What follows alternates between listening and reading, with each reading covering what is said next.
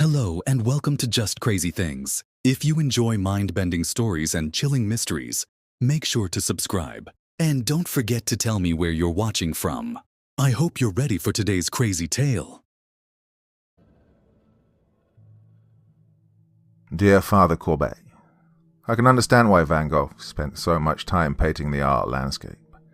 The sunflower fields are beautiful, and make me regret the excessive time I must spend underground. Given the importance of my work, though, this sacrifice is not only necessary, but desired. I'm making major breakthroughs here. My inquiry is ever hurtling towards its conclusion, which will be so grand that even the Pope himself will sing my praises. In order for you to fully understand my work, I must record the important events of yesterday morning, for they represent my most successful trials yet. My contacts captured and delivered 5 more American soldiers Sunday, most of them misdropped infantrymen. The Americans are even more sloppy than the British. They roam the countryside in ragtag bunches, lost and objectiveless like mutts abandoned by their masters. God himself couldn't devise better subjects. Given their ignorance of our language, they are easy to trick and walk bright-eyed and cheery into my contacts' vehicles. You can imagine their surprise when they arrive in Arles and are chained to the pipes in my basement, a precaution which I quickly learned to take. But I digress. I began my experiment yesterday morning after giving the Americans a day to adjust to their captured states. They hurled vile insults and spat at me as I descended the stairs, which is typical behavior of men from such a vulgar country. Fortunately, I possess a more refined mind and chose to ignore their imbecility rather than retaliate with equally base behavior. "Why are you doing this to us, asshole?" said Bruce, the unofficial leader of their squad. He had massive biceps and short cropped black hair. I ignored him. I find it wise to avoid conversing with my subjects. They are nothing but vessels. Engaging with them riles them up and makes it harder to do my work. So I picked up my copy of Rituale Romanum without saying a word, and returned to my handwritten version of the Inversione di Fortuna right. The Americans berated me with vile insults as I reviewed my notes. Obscenities poured from their mouths like toxic fumes, and would have filled me with rage had I not been so absorbed by the words in front of me. Although my last performance of the rite had failed miserably, I was confident that I had made the proper changes to the incantation, and prayed that my efforts this time would yield positive results. Disposing of bodies is becoming increasingly difficult. The Arlesians are growing suspicious of their shut-in priest and spy on my every movement, fishing for controversies and spreadable gossip. In order to avoid having to switch towns for the 3rd time this year, I needed to preserve the Americans for as long as I could. I couldn't afford any more catastrophic failures. Tales of violent screams and the reanimated dead were being associated with my basement, and I didn't want the townsfolk to deduce the veracity of these tales, for my work would cause their feeble minds to double over in fear. "Hey, prick," said Bruce, voice trembling with fear. "How about you put away that book and talk to us here? The least we deserve is an explanation of what's going on." Despite my typical rule of avoiding conversations with my subjects, there was something about the way Bruce said this that made me want to respond. His voice had an earnestness to it, atypical of an American in his position. "You are about to be exposed to the forces of hell," I said, "so that I may learn the secrets of heaven." I launched into the Inversione di Fortuna right before he had a chance to respond. The Americans convulsed as my words assaulted their ears. Frothy saliva filled their mouths and went spilling onto their contracting chests. Their convulsions became so great that they started struggling against their chains like wounded animals, sending streams of blood cascading down their wrists. Despite their violent reactions, I continued my recitation of the rite with fervor. These convulsions are normal and represent physical manifestations of their souls being exposed to the forces of hell. Their bodies went limp as their souls flooded from their bodies like water down a drain. other than the howling of the wind drifting through the floorboards. The room fell silent.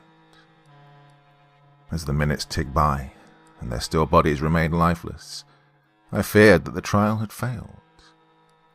Cursing myself for my shortcomings, I closed the Rituale Romanum and steeled myself for the prospect of having to dispose of more corpses.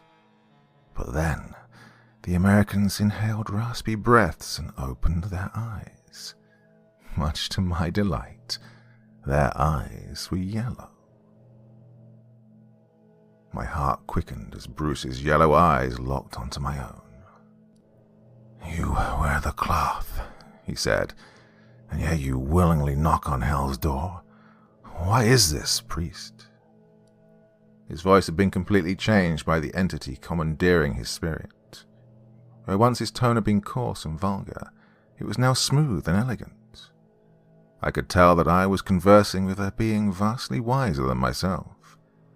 The eyes boring into my flesh were ancient, and exhumed infinite knowledge about good, evil, and ultimate reality. I vowed to extract this knowledge using any means necessary. "I summoned you so that I may converse with spirits wiser than myself," I said. "Spirits?" Bruce laughed. "There are no spirits here, only hatred." "Your chains are comical," said the soldier to his left. "Do you really think that'll protect you from us?" He rattled his manacles mockingly against the wall. "The chains are not for you, but for the soldiers in which you inhabit. They are brutish creatures and will slit my throat if given the chance." "You fear for the safety of your flesh," said Bruce, grinning, "when you should fear for the fate of your soul. I'm of the mind to dine on your spirit now. There's always room in hell for one more priest." Knowing that I needed to remain firm in the face of such threats, I brandished the crucifix dangling from my neck and raised the Rituale Romanum from my side, sending Bruce and his companions writhing against the wall. "Making an attempt on my life would be unwise," I said, "for in my hands I possess the means of banishing you all back to hell.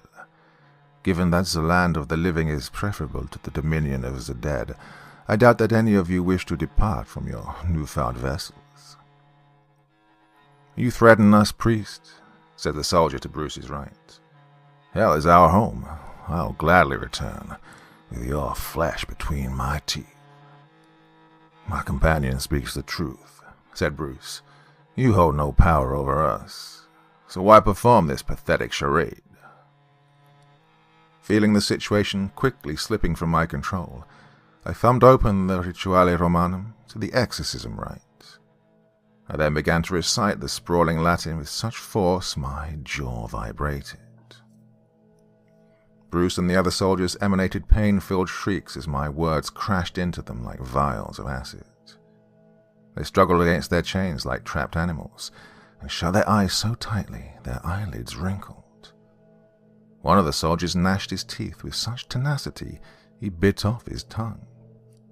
Dark blood pooled from his mouth in thick rivulets, trickling down his exposed chest before crashing towards the floor. Eventually their screams reached such volume that they nearly drowned out my voice.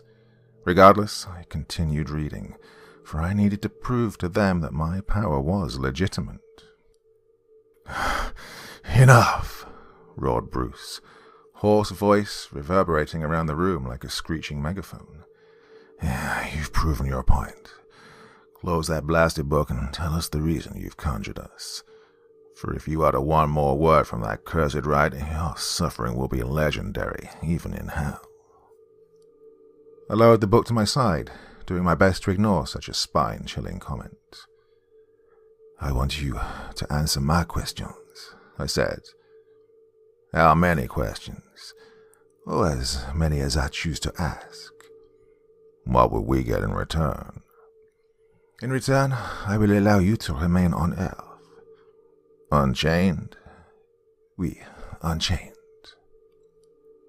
Bruce's eyes glowed like amber in the low light of the candles spaced intermittently around the walls. "We accept your offer. Ask us your questions." His ascent filled my veins with adrenaline. Never before had I progressed to this point in my trials. Typically, my subjects died during their possessions. The shock of such vile presences entering their minds caused them to either tear out their throats or smash their heads against the closest wall until their skulls cracked open like rotten pumpkins.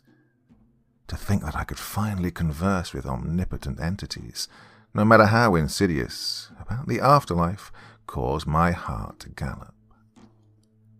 Just the thought of the profound knowledge that they could bestow upon me caused my hands to tremble. God willing, I could become the wisest man on earth and be the sole possessor of true revelations of heaven and hell. For this reason, I needed to proceed carefully. I couldn't afford to slip up. I might not ever receive such a valuable opportunity again.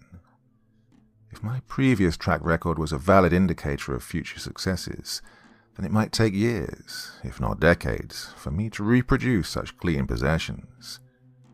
Given my raging desire for tangible answers, I steeled my nerves and regarded Bruce with serious eyes.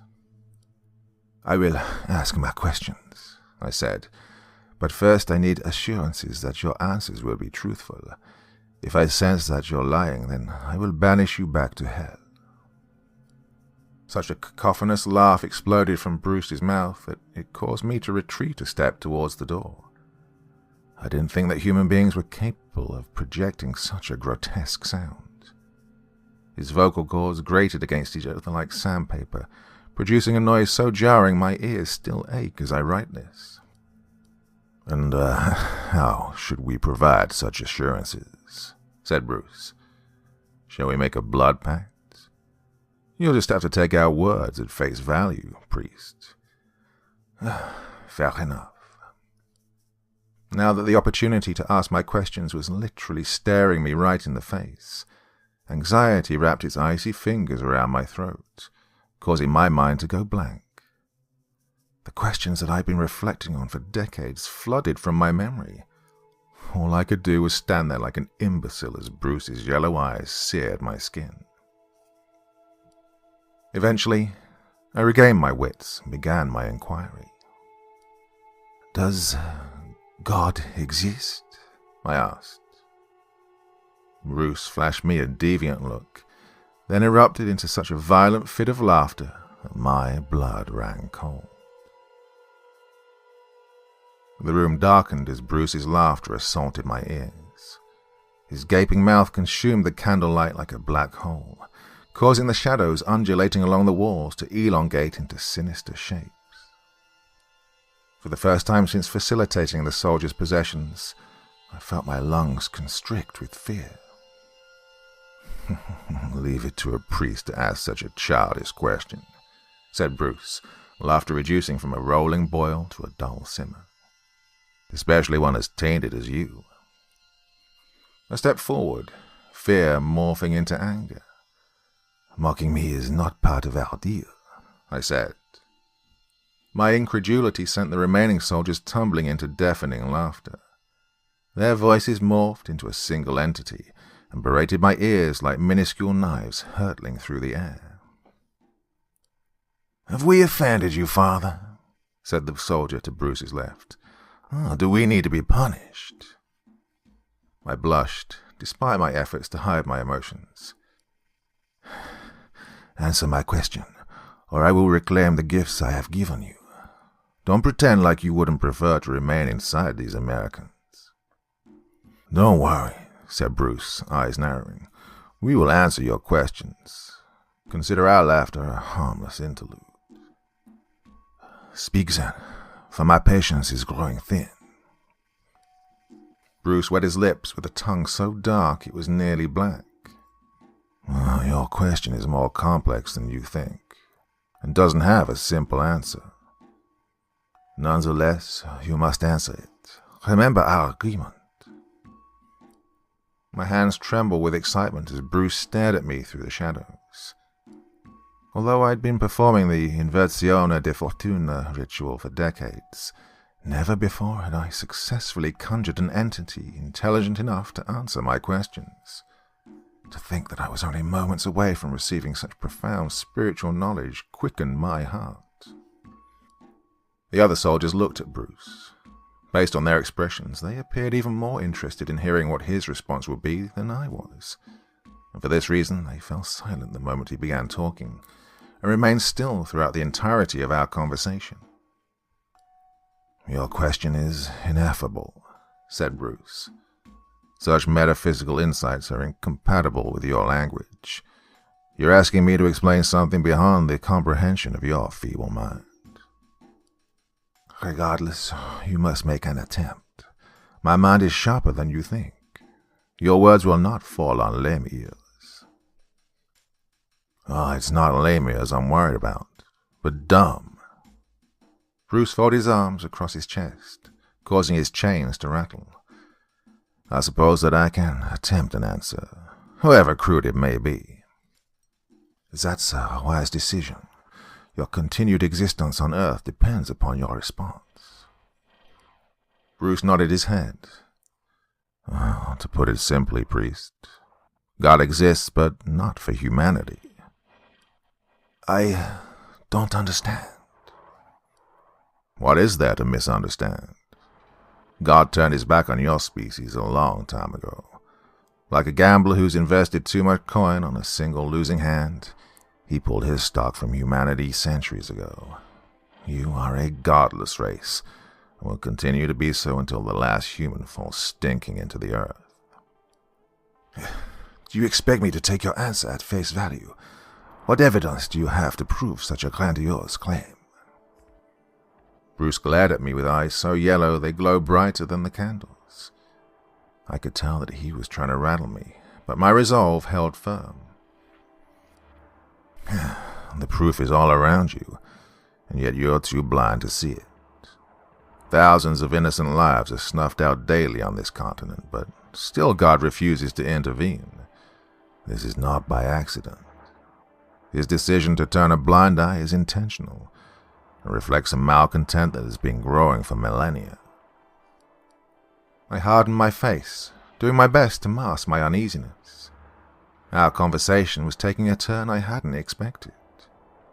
I tried to convince myself that Bruce was lying, but then my eyes would snap onto his stolid face, sending all of my doubts about the veracity of his words tumbling down the yellow pits that were his eyes. "God's work is a mystery," I said. "Nobody, including you, can discern why he's allowed so much evil to flourish in this world." "Of course I can," said Bruce. "He allows cruelty to prevail because he was abandoning your people. Human beings are naturally violent and barbaric. This war is only the most recent manifestation of base behavior stretching back to Cain. God's grown weary of being exploited by such ungrateful creations. He has washed his hands of humanity, and now solely focuses on cultivating the kingdom of heaven. If I'm to believe that God has truly abandoned humanity, then I need to know the exact incident that has caused such a damning decision. Surely there must be one, for otherwise his decision is arbitrary and incompatible with his divine nature. The inciting incident, as you call it, was when your people murdered his only son. He sent Jesus to raise up humanity, not fall victim to his most heinous act. And although he has forgiven your kind for such a cruel betrayal, he is not forgotten. The crucifixion of Jesus marks the moment that God relinquished his hold on mankind. He's allowed your species to fester ever since. Anger swelled within me, despite my desire to keep a level head. Bruce's words were blasphemy. How could God abandon his own children? The thought was inconceivable. It certainly couldn't be true. My mind reeled as a lifetime of faith crumbled under Bruce's gaze. Were my Catholic beliefs truly defunct? Had God truly left us to languish in our cruel and deceitful ways? I couldn't stomach the thought. I couldn't imagine living in a world void of God's grace. "Think about it, Father," said Bruce, grinning. "The Bible is overflowing with accounts of God's presence on this earth. Tell me then, why isn't his presence felt anymore? Why doesn't he tangibly intervene in human affairs like he did for Moses or Noah? Why has his voice grown silent? "You're lying," I said, voice trembling with rage. "No, I should never have trusted you to aid my inquiry." Bruce opened his mouth to respond, but his words never reached my ears, for I had already torn open the Rituale Romanum and launched, voice booming, into the exorcism rite. The rattling of chains reverberated throughout the chamber as the soldiers writhed against the wall. My words crashed into them like tsunami waves and left them gasping for air. Their guttural pants mixed with the efficacious words of the exorcism rite, filling the room with rebounding echoes that raised my ears like cannon blasts. Their eyes widened as their limbs contorted into unnatural angles. Blood exploded from their wrists as they yanked against their cuffs, sending crimson streaks pouring down their hands. Bruce managed to lock his eyes onto mine, despite the spasms shooting down his neck like shockwaves. "Our agreement is now broken," he said, voice hoarse. "Your soul will forever languish in the deepest pits of hell." I ignored this threat and continued the exorcism. Latin spewed from my mouth in chaotic streams, forcing the soldiers against the wall like trapped animals. Their yellow eyes quivered with fear as I took a step forward, Rituale Romanum stretched out in front of me like a bloodthirsty hound. The soldiers doubled over in pain as my voice swelled. Never before had my voice felt so strong. My vocal cords vibrated with such power that, for a moment, I feared they might explode through my neck. Fortunately, they held true, and perfect Latin continued leaping from my mouth like paratroopers hurtling towards their targets. Although the intensity of my words persisted, Bruce straightened. It was as if an invisible barrier was being erected around him, weakening the effect of the exorcism. He grinned as he unfurled his arms, which had been tightly wrapped around his body, and regarded me with a look of such disdain I nearly stumbled over my words. "The truth is painful, isn't it, priest?" said Bruce. "Your faith is decaying. I can sense it." The bodies of two of the soldiers went limp. Unlike previous exorcisms I'd performed, they did not regain consciousness, but instead slumped lifelessly to the floor like overfilled rag dolls. "Their souls have been consumed," said Bruce, tracking my eyes. "Hell is their home now." "As it will be yours once more," I said. "You don't frighten me, Legion. God has complete power over you, and I am his vessel." "You're no more God's vessel than I am. Your father has abandoned you along with the rest of your kind. Christianity is nothing but a hollow shell. Given how close this shell is to cracking, corrupt priests like yourself were the first to succumb to society's rage." "Be silent. Your words fall on deaf ears. My will is stronger than you make it out to be. I will not so easily fall into despair." My voice echoed off the walls like a cracking whip as I continued the exorcism. Sweat poured down my face in streams and crashed onto the yellow pages of the Rituale Romanum. Bruce glared at me as my words barreled into him like a physical force. Hatred radiated from his yellow eyes in sinister waves, and would have caused me to recoil if I wasn't so focused on sending him screaming back to hell. Adrenaline exploded through my veins as two more soldiers slumped to the ground. Just like their comrades, they remained lifeless. The sight of their blackened tongues spilling over their pale lips like slices of rotten meat filled me with disgust. "How unfortunate," said Bruce. "They're weaker than I thought. Your kind is always weak when faced with God's wrath." Bruce laughed. "Yeah, your piety is amusing. You act as if your soul isn't tainted beyond repair. I know all about your past, Bernard, and I can assure you God has reserved a special place in hell for men like you." I tightened my grip on the Rituale Romanum. "You lie," I said. "Everything I have done has stemmed from my desire for wisdom. My inquiry has grown me closer to God, not driven me from his grace. The only grace you have received is the continued permission to draw breath.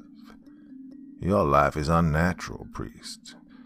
Your very existence blasphemes God's commandments. It is you that blasphemes God. Did you think that I would honestly believe your tale? The notion that God would abandon his children is ludicrous. Although humanity is far from perfect, we are still made in God's image. Just like any good shepherd, God will never abandon his flock, no matter how wayward they become. Not only has God abandoned his flock, but he has willingly thrown them to the wolves. Hell awaits every soul that draws breath, from the kindest woman to the weakest child. The gates of heaven are permanently closed to your kind. You can attack my faith all you want. My piety is unshakable and is built on a stable foundation of wisdom and reverence. If God cared enough about you to listen to your words, his thunderous laughter would overpower even my own. It's going to take words much more persuasive than that to tell me from my faith. Fair enough. It's just you and I now, but not for long. When my companion arrives, you will understand the perilous situation you've wrought upon yourself. What companion? Bruce grinned. He's known by many names. Currently, he goes by Claudius. I took a step forward, brandishing my crucifix. The close proximity of the holy relic burned Bruce's skin and sent him careening back towards the wall. You're lying, I said. You would never reveal your plans to me, and besides, even if this Claudius is coming, I will have already cast your soul back to hell by the time he arrives. The trapdoor of the basement flew open and crashed against the hardwood floor. You sure about that, Father? I turned my head just in time to see a boy no older than 14 descend the ladder. His yellow eyes were filled with so much malice my throat seized. So hypnotic were his eyes that a desolate numbness overtook my body, causing the Rituale Romanum to tumble from my hands and crash to the floor. The thumping sound of the Rituale Romanum emanated as it struck the ground, jolting me back to reality. Who are you? I said, tearing the gaze from the boy's hypnotic eyes. What is your purpose here? I can ask you the same thing, priest, said the boy. His voice was ageless and slithered through the air with unnatural volume. He wishes to learn the secrets of the afterlife, said Bruce. And like Faustus, his conjured force is far greater than he can control. Is that so? The boy strode across the chamber and paused in front of Bruce. The moment he noticed the chains binding him to the wall, he grinned. This is quite the spectacle. He wrapped his hands around the chains and tore them from the wall. The ease with which he did this shocked me.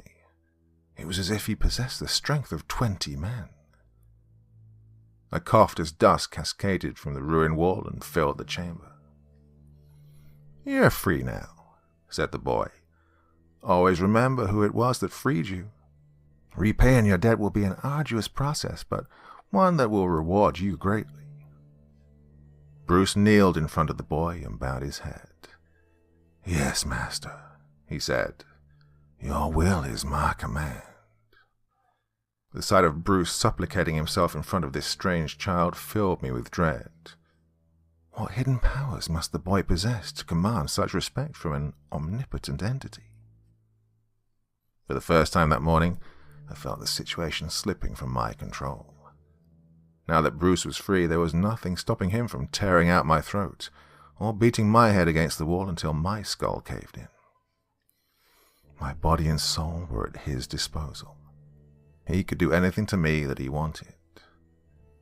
I shuddered to think of what vile tortures his devious mind could concoct. This thought caused my heart rate to triple. Regardless, I remained outwardly calm. Succumbing to fear would only hasten my demise. If I wanted to escape the situation with my life, then I needed to funnel my energy into developing a plan. As I stood there staring at the insidious entities before me, a thick fog blanketed my mind and consumed my ideas with icy tendrils. I felt like a helpless child. I could no more combat the evilness lurking before me than I could summon God to do my bidding. They were just too powerful, and surpassed my skill as an exorcist. Well, the boy must have been able to sense my terror, for he flashed me such an amused and sinister look that my hand started trembling.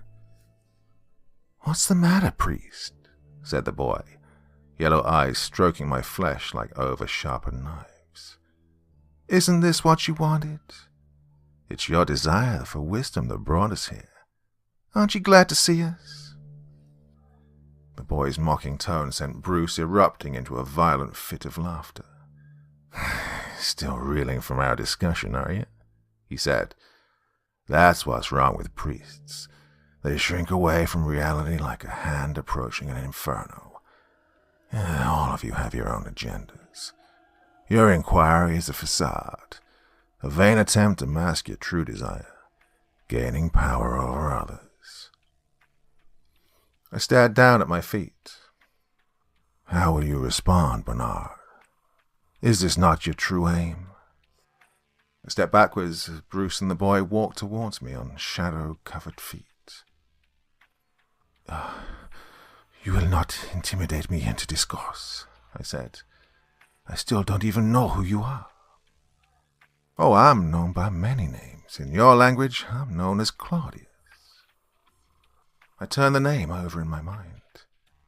I'd heard terrible tales of a Claudius wreaking havoc in Paris, but had never confirmed the veracity of these tales. Was this boy truly capable of committing the horrors that I'd heard about? The legends of his unspeakable crimes spread like wildfire throughout the countryside. Before yesterday, I thought these legends to be nothing but fiction, but after seeing the boy with my own eyes, I'm no longer sure. "You're familiar with my name," said Claudius, taking another step forward. "Your face betrays your fear. I've heard rumors." "And do you believe these rumors?" "No more than I believe God has abandoned his children." Spoken like a true priest. Only, you're not a true priest, are you, Father? You're an impostor, a fraud. Your faith is weak, just like your tainted motivation. Claudius took another step towards me.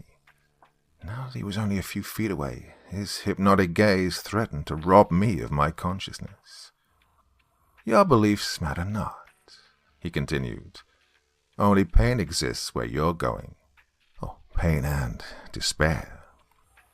"I'm not going anywhere with you," I said, voice sounding weak even to my own ears.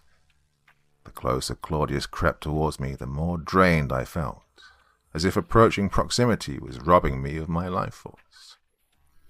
"You don't have a choice," said Claudius. "I own you, Bernard. Your soul belongs to me. Your screams will fill the halls of hell for an eternity." I took another step back. He was close enough to touch me now. Just the thought of his hands upon my skin turned my stomach. I cursed myself for so easily losing my resolve. No agent of hell, regardless of how malicious, should be able to weaken my faith. "Your time on this earth has come to an end," said Claudius. "Your corruption has been allowed to fester for too long. It's time that you receive the punishment that you've spent a lifetime accruing." The sight of Claudius's hand reaching through the shadows towards my head snapped me out of my stupor.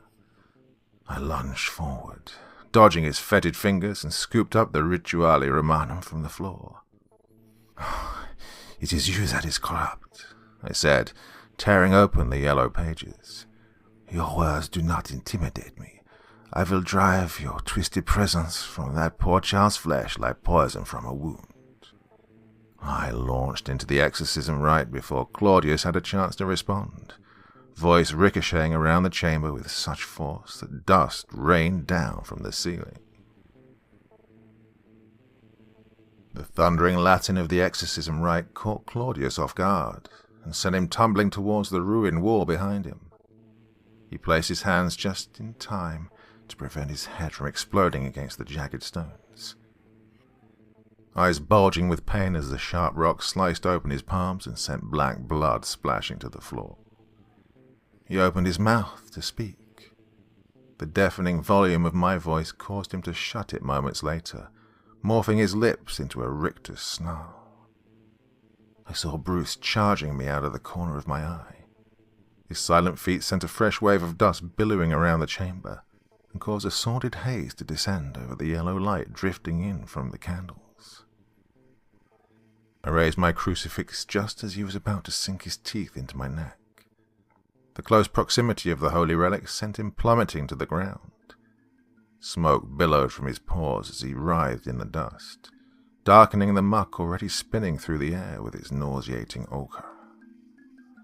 Bruce screamed as black blisters covered his arms. These blisters looked infected and filled the chamber with a rancid odor. Adrenaline erupted through my veins at the sight of his pain and confusion. Only moments ago I'd feared that he would tear out my throat and drag my soul to hell. To think that God, had the power to defeat such a malevolent entity quickened my heart.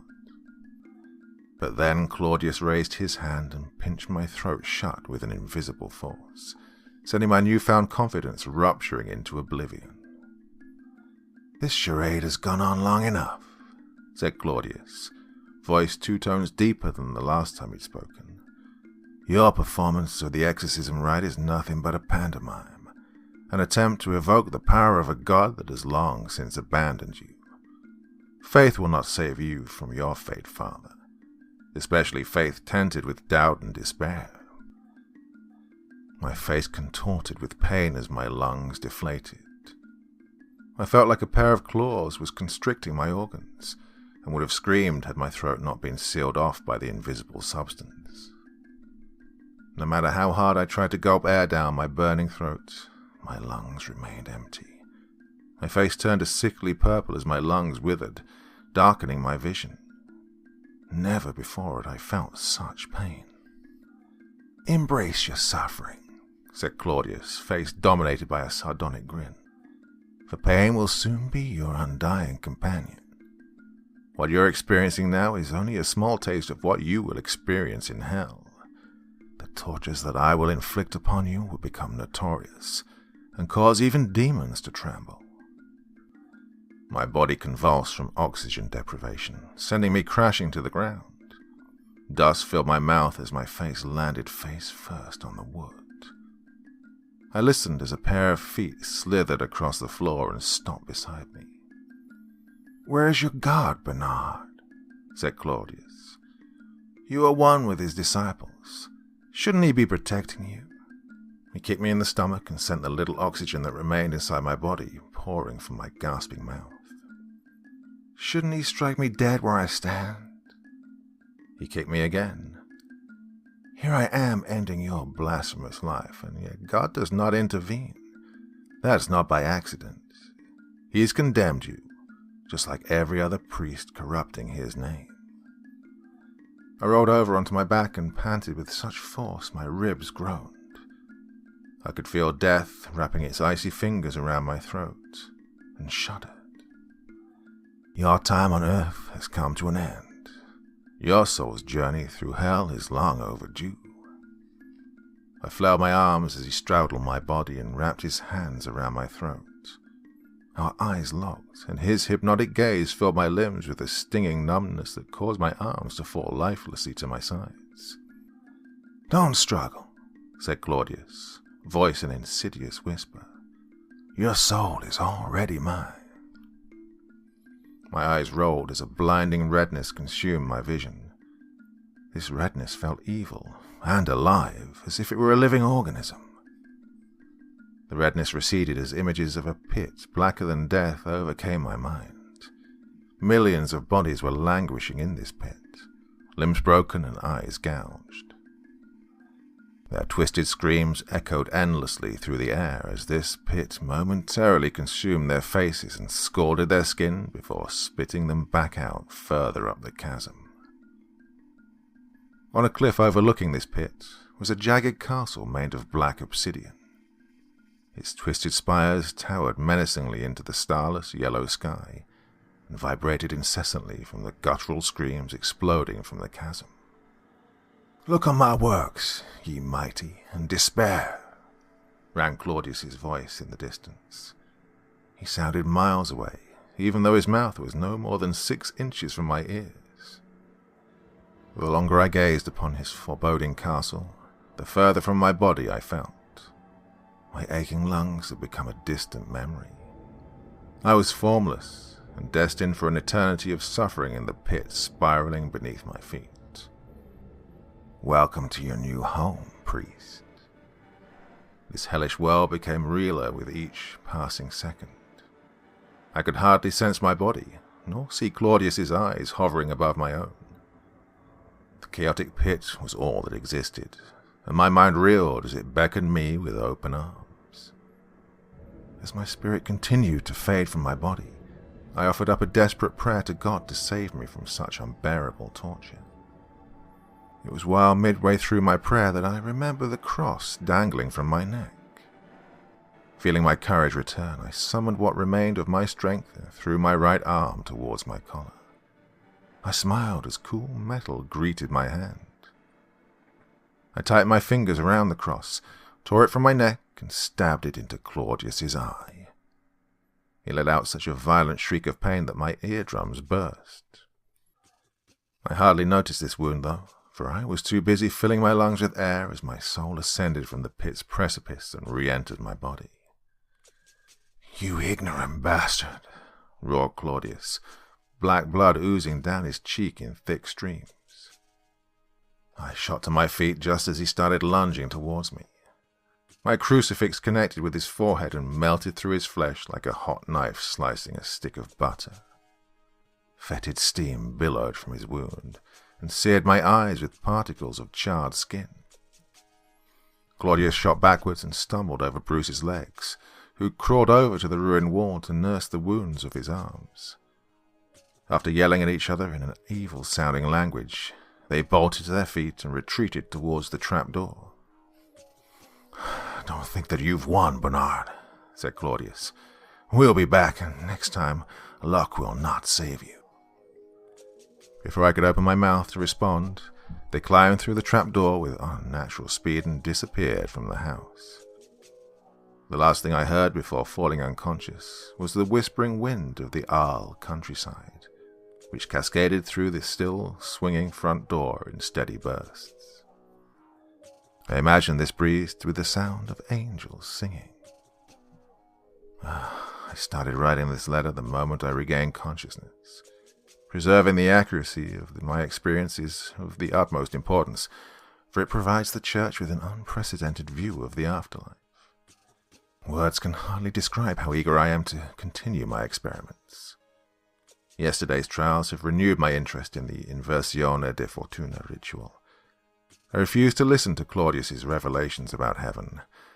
Down that path lies only despair and the potential to demolish our faith.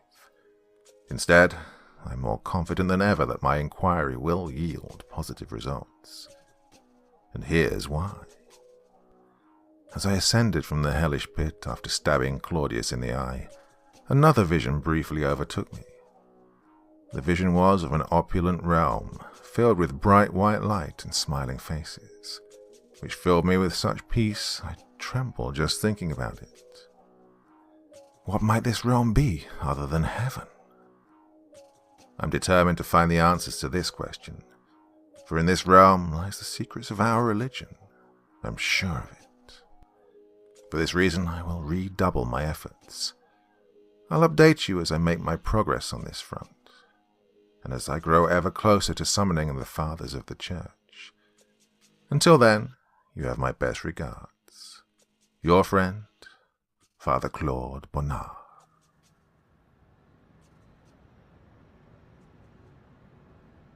Despite all of your advice, I am still being hunted. I wasn't in my new hotel room for more than a few hours before the church found me. 2 burly men came pounding on my door in the middle of the night, threatening to kill me if I didn't turn over the laptop.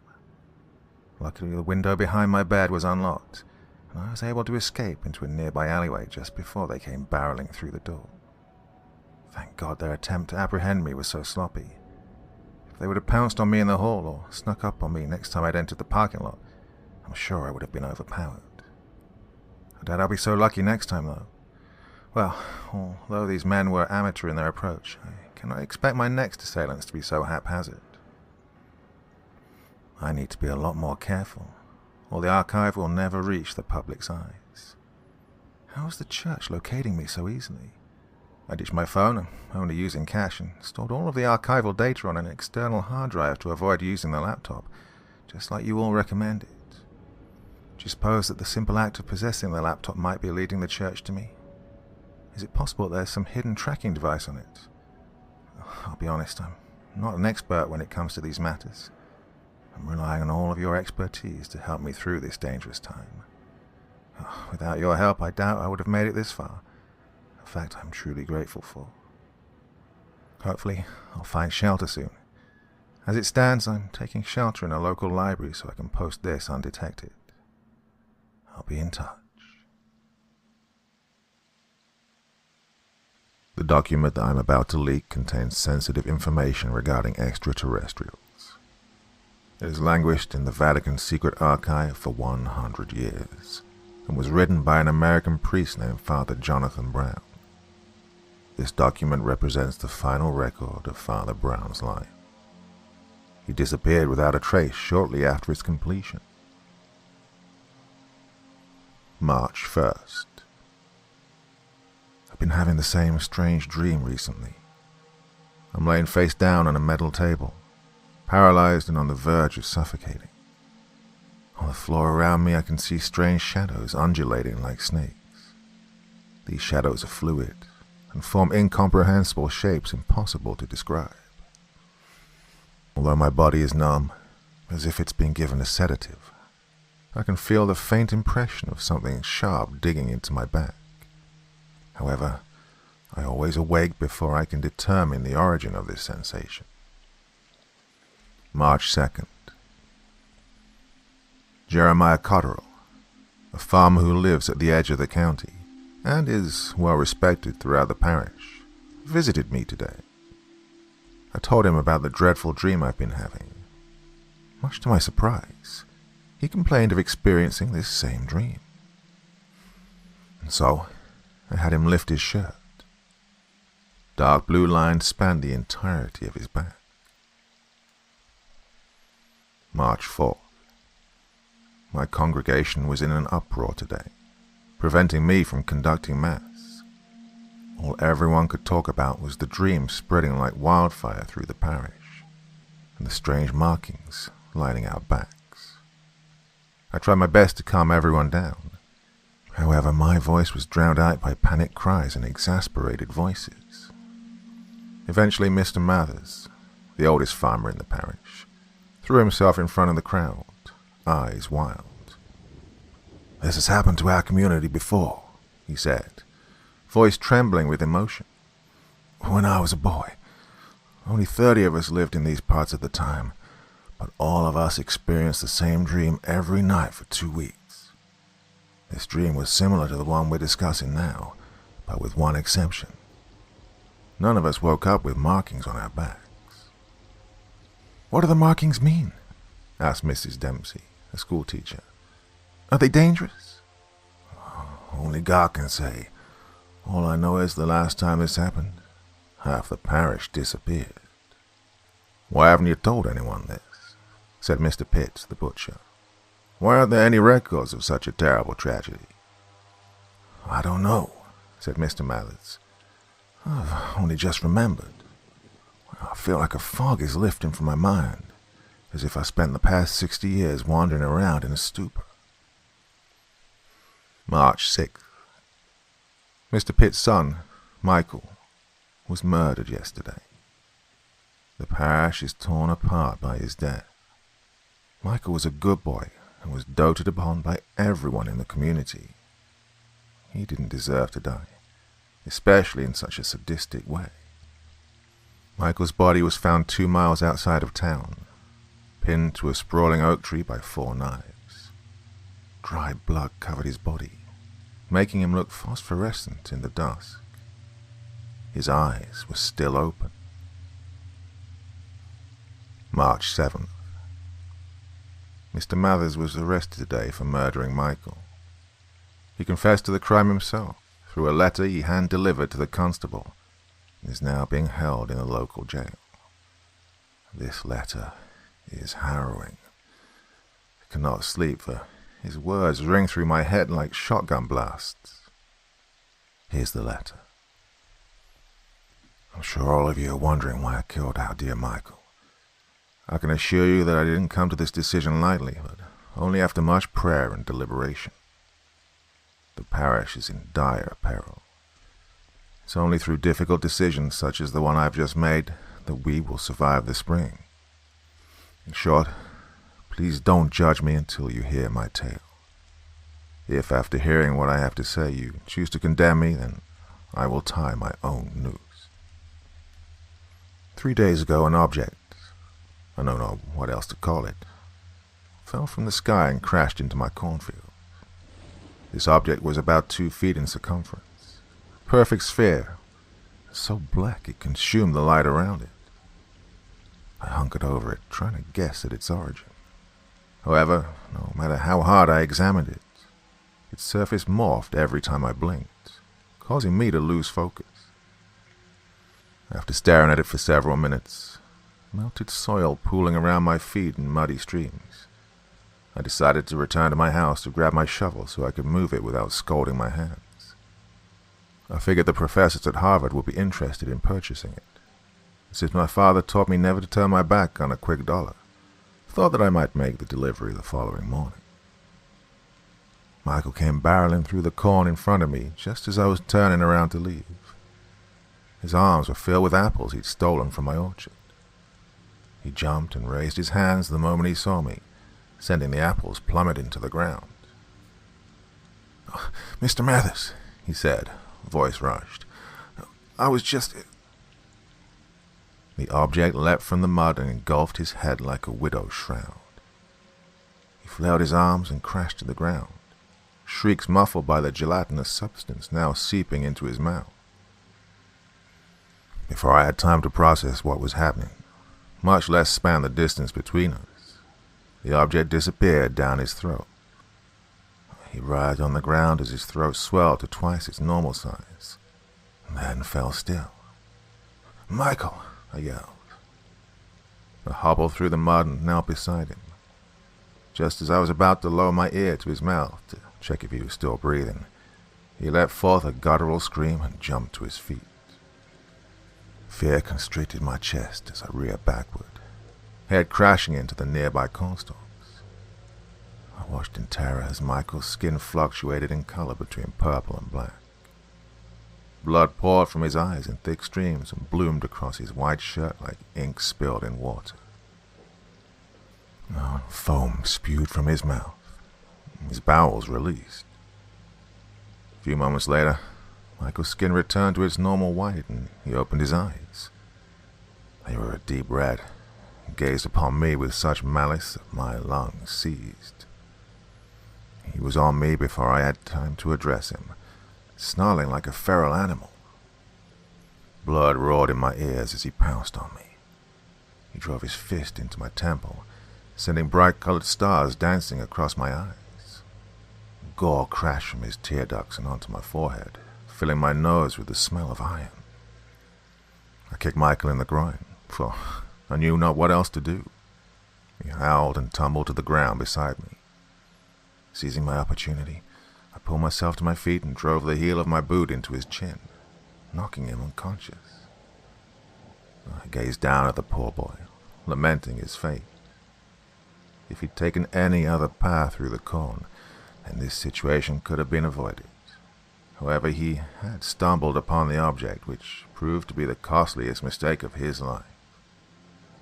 Knowing that it was too dangerous to bring Michael into town, I wrapped my arms around his chest and began to drag him through the corn towards my house. As you all know, I'm an amateur taxidermist, so I have a basic knowledge of anatomy.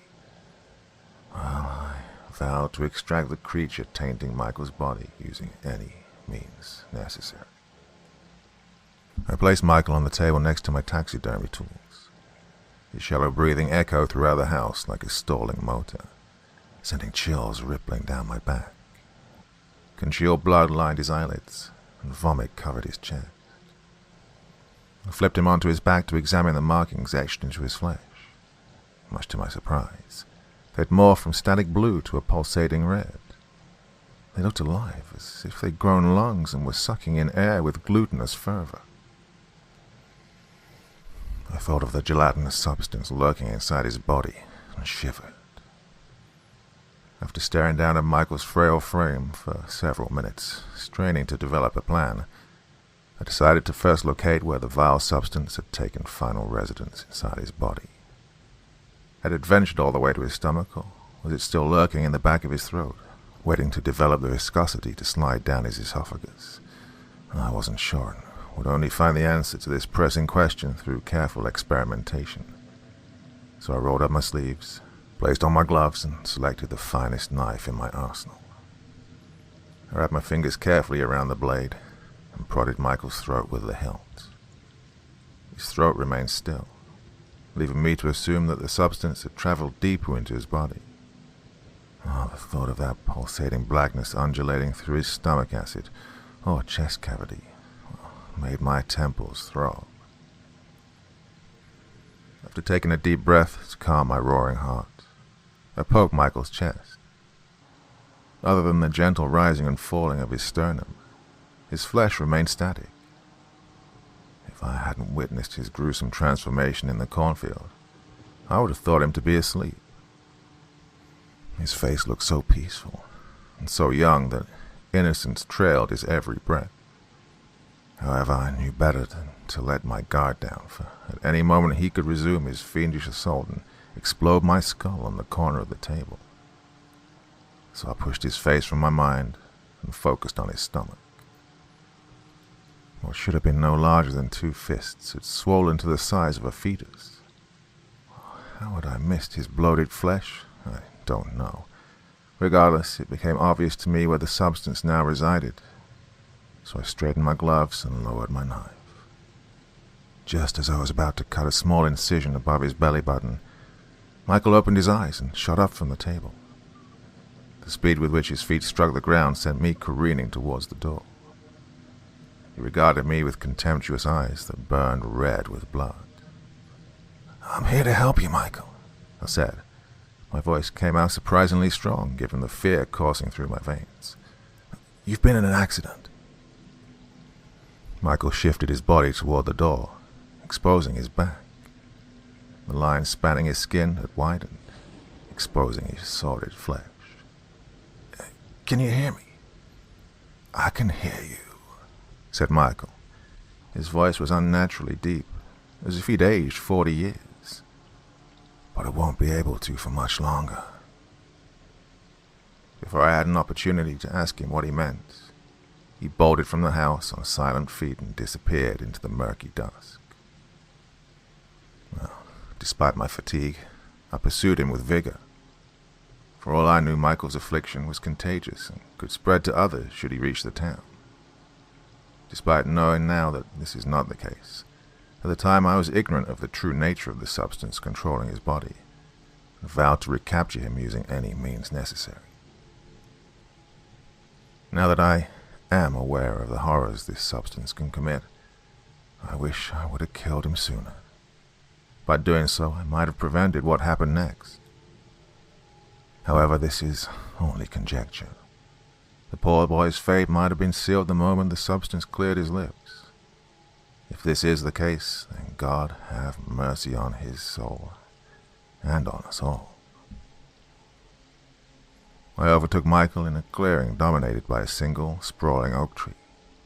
I tackled him to the ground, driving the oxygen from his lungs.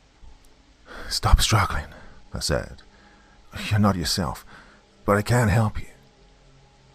Michael howled like a wounded animal. Blood poured from his eyes in thick streams, coating the surrounding grass. Please, calm down. You're starting to... He punched me in the stomach. The air flooded from my lungs as I collapsed to the ground. I screamed as he jumped on top of me and inched his teeth toward my jugular. His fetid breath crashed into my nose, causing me to gag and nearly release my grip on his shoulders. Fearing that my strength might cave at any moment, I pulled a knife from my waistband and drove it into his arm, pinning him to the nearby oak tree. He shrieked in pain, but to my surprise, not a single drop of blood spilled from his lacerated skin. It was as if his veins were completely empty, and the blood pouring from his eyes was materializing from the misty air. Michael tried to pull the knife from his arm. However, the blade had cleared the trunk all the way to the hilt, preventing him from working it free. "Listen to me," I said, crouching by his feet. "You're sick, but if you can hear me, please calm down. I don't want to hurt you, Michael. I want to help you." He placed his chin on his collarbone.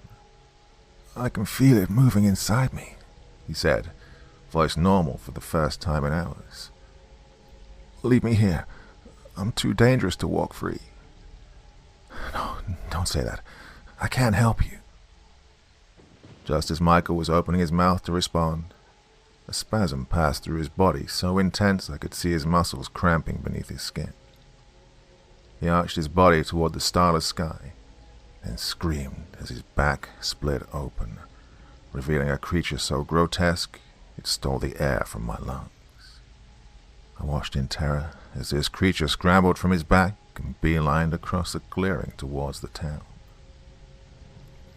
And for this reason, I'm writing this letter, to warn all of you about the horrors to come. This creature may be in town now, waiting for the perfect moment to claim its next victim. Only by banding together will we survive this nightmare. John Mathers. March 8th. Word of Mr. Mathers' letter has circulated through town, stirring panic and confusion. Normally such outlandish words would be decried for lunacy. However, given the markings spanning our backs, his claims seem not only possible, but probable. Regardless, the police chief has decided to keep Mr. Mathers under lock and key. His imprisonment is part punishment for slaying the boy and part protection from the hysteria his letter is causing. In other words, the townsfolk would swarm the old man the moment he exited his jail cell. Some to ask questions, some to condemn his crime, and others to blame him for their afflictions. As for myself, I don't know what to think of the old dog's letter. Only time will tell if such a horrid creature as he describes is lurking in our midst. I pray that this knowledge doesn't come too late. March 9th. Matilda Wainwright and Jeremiah Smith were found dead on their farms this morning by their families. Their backs were split open, just like Michael's. You can imagine the stir that this is causing in the community. The sense of dread rippling throughout the countryside is incapacitating. All everyone can talk about are the horrid creatures rumored to be gathering in the forest, and the dreadful marks encircling their backs. Regarding these rumors, I personally believe them to be false. God would never allow such abominations to wreak havoc on our land.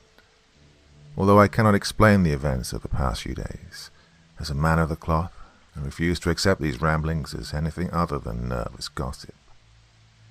But then Mr. Mathers' jarring letter comes hurtling back to the forefront of my mind, causing me to doubt even my faith. Is the taxidermist telling the truth? Did he truly witness poor Michael undergo such a horrifying transformation? Only time will tell. For now I must calm my mind and retire to bed. Tomorrow is Sunday, and I can already imagine the drama that will unfold during Mass. March 10th. That the congregation didn't come to blows last night is nothing short of a miracle. Tensions are running higher than I thought. I hadn't even ascended the pulpit before questions started flying, and tempers started raging. "We are all doomed," said Tabitha weakly, a governess no older than 19. The deaths of Miss Wainwright and Mr. Smith are proof that none of us are safe. We have all been marked by the beast, and when the beast marks you, not even God can save you." Her alarming words sent murmurs rippling through the pews. "Blasphemy," said Mr. Pitt. He appeared to have already aged 10 years, even though Michael's death had only been 4 days ago. "My son was pure and in God's good grace. How dare you accuse him of being marked by the beast, or of any of us for that matter? We're a God-fearing town, have been for decades." The men around him beat their fists against the pews in agreement. "We have matters more urgent to deal with right now than guessing our affliction's origin," said Mr. Cotterill. "There are strange creatures lurking in the forest as we speak, skin soaked with the blood of our loved ones. Whether they possess the minds of beasts or men is up for debate, but regardless, we know they are dangerous. We need to locate and destroy them before their ranks swell." "Has anyone actually seen these creatures?" said David Lincoln, another farmer. "'Cause I sure as hell haven't, and I've been looking harder than anyone." "I seen 'em," said Mrs. Blake, an old maid pushing 80. "From my porch. They 6 feet long and slither across the ground like snakes." "Oh, quit lying. Everyone knows you got too many screws loose to be trusted as an eyewitness." "I knows what I seen, and no one can take that away from me, not even you." She stood up on unsteady legs and addressed the congregation. "This town's no longer safe. I can hear these creatures slaughtering deer every night from my room. It's not long before they venture out of the forest, mark my words." "Who cares what may or may not be in the forest?" said Tabitha. "What about the creatures inside our backs? That's where they're coming from, right?" "Not necessarily," said Mr. Pitt. "Mr. Mathers said in his letter that a substance slid down Michael's throat before the creature exploded from his back. Now, this can't be a coincidence. Unless we've all had similar encounters, we should be safe." "Yeah, but for how long? For all we know, a similar substance can travel down our throats while we sleep or attack us randomly like Michael. Like I said, this town is no longer safe. We should flee here while we still have the chance." "What, and abandon our farms?" said Mr. Lincoln. "My granddad would roll in his grave.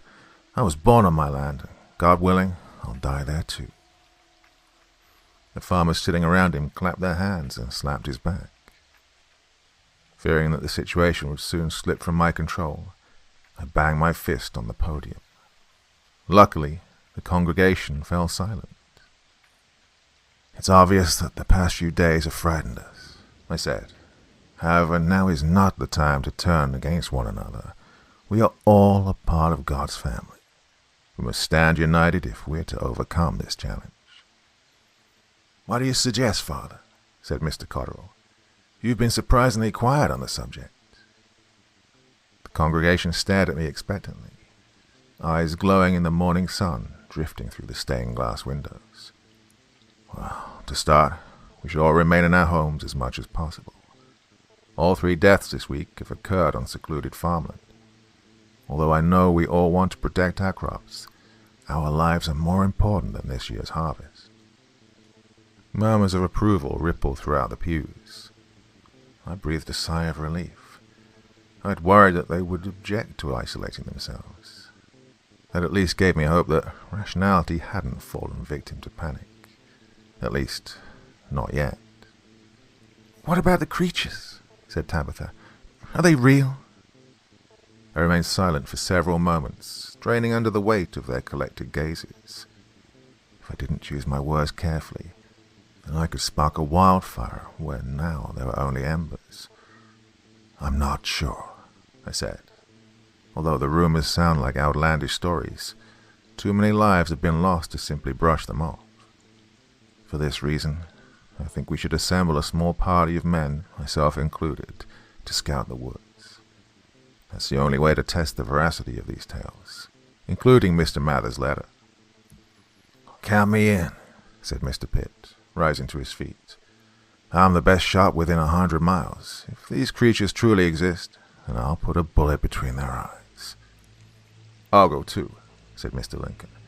"You won't find me cowering in my bed while these bloodsuckers pick us off one by one. No, sir. I'd rather put my shotgun to use." The congregation exploded with cheers. Even I couldn't help but smile at Mr. Lincoln's courage. But just as I was about to raise my hands to quiet everyone down, the mayor, a hulk of a man named Bill Danforth, came bursting into the sanctuary. His sudden appearance shocked everyone into silence.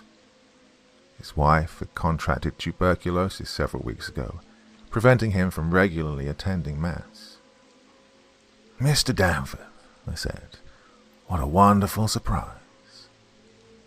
He ignored me, and instead addressed the congregation with wild eyes. "The cemetery," he said, voice shaky.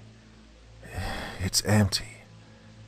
Every body, 300 by my count, has been dug up."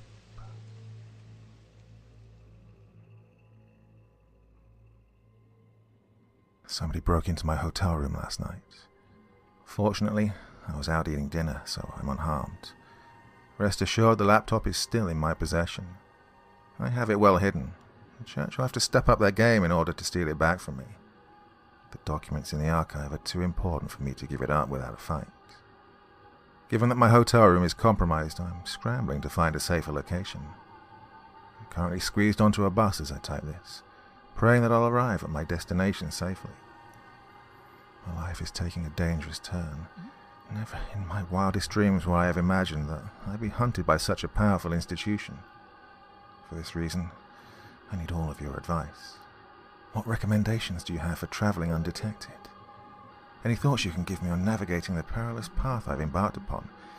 Anything will be much appreciated. If all goes well, my life will calm down enough tomorrow for me to continue my tale.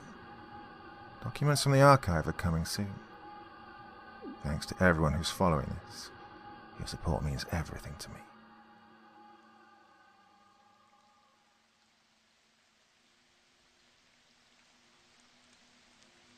The next document that I'm about to leak contains sensitive information regarding life after death. It's written by a suburban dad named Nate Spangler, who hung himself in his basement last year. He died with a smile on his face. My house has fallen into such disrepair that even my counselor is repulsed by it. Piles of junk undulate to the ceiling, which emanate fumes so noxious I have to wear surgical masks just to breathe. However, my basement is empty. Not a single box or trash bag lines its concrete floor. The reason for this is simple. I refuse to go down there. Although my addiction compels me daily to travel down the worn wooden steps, my will to live outweighs this compulsion.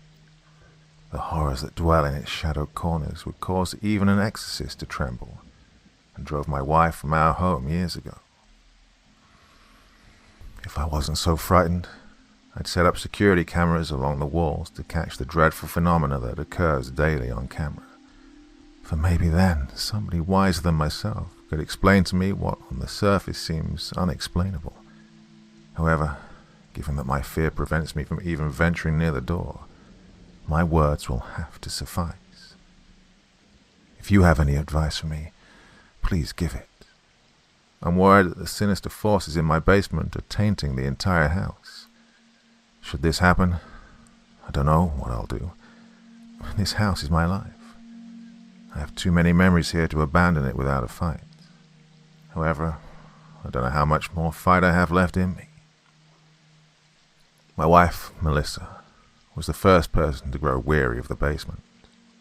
Upon moving into our house, long before my hoarding started, she complained of hearing footsteps during the night.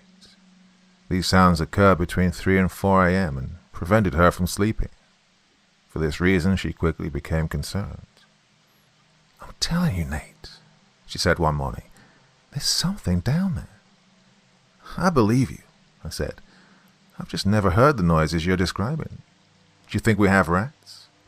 "Unless these rats wear size 12 shoes, I doubt it.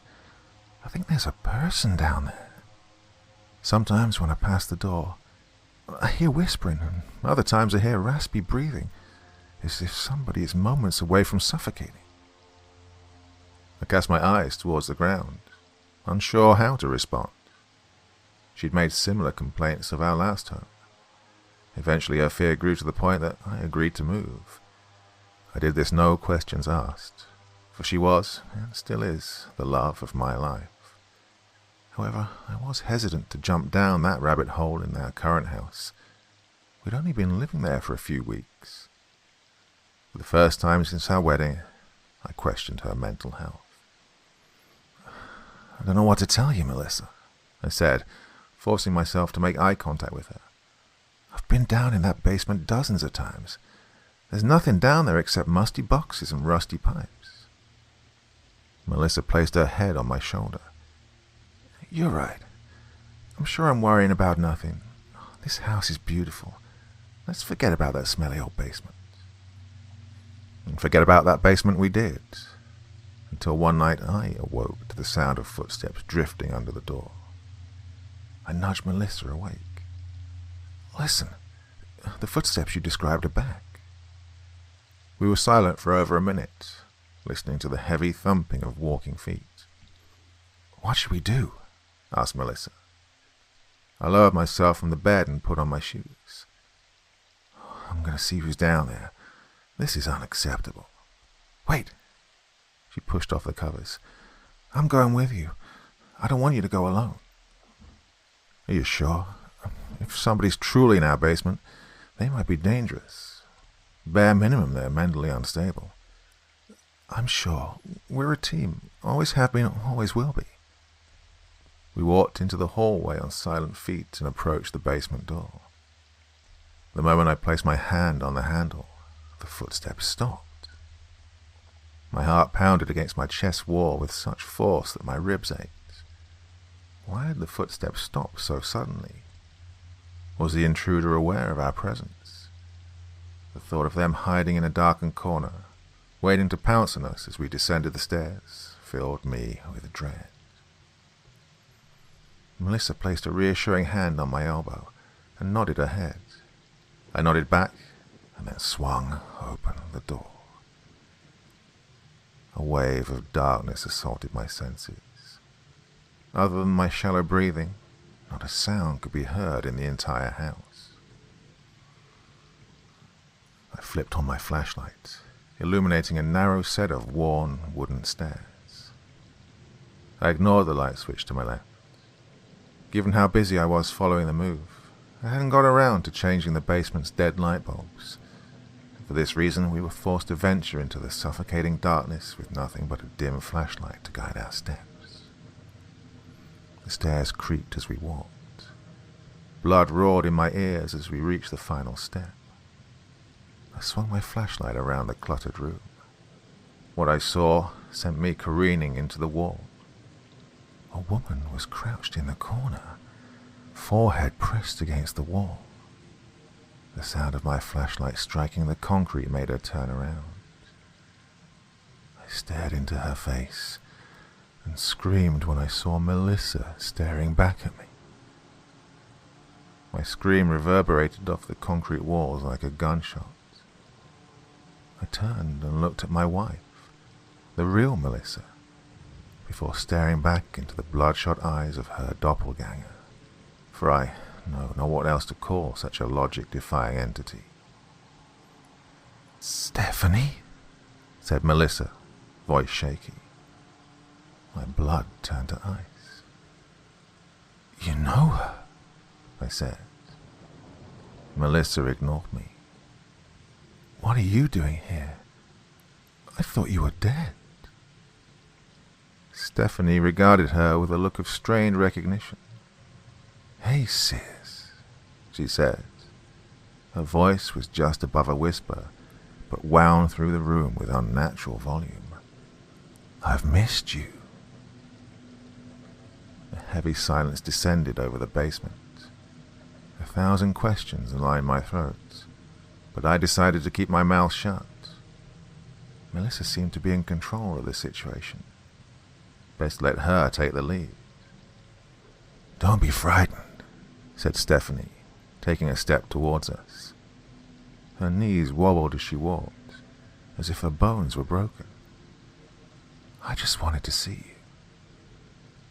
"This is impossible," said Melissa. "You died right out of the womb." "You're right. I did. But then I grew up in hell. And now I've escaped."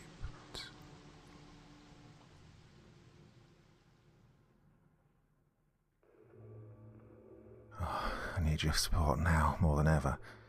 I've been getting flooded with messages today from Vatican-run accounts demanding that I terminate this page.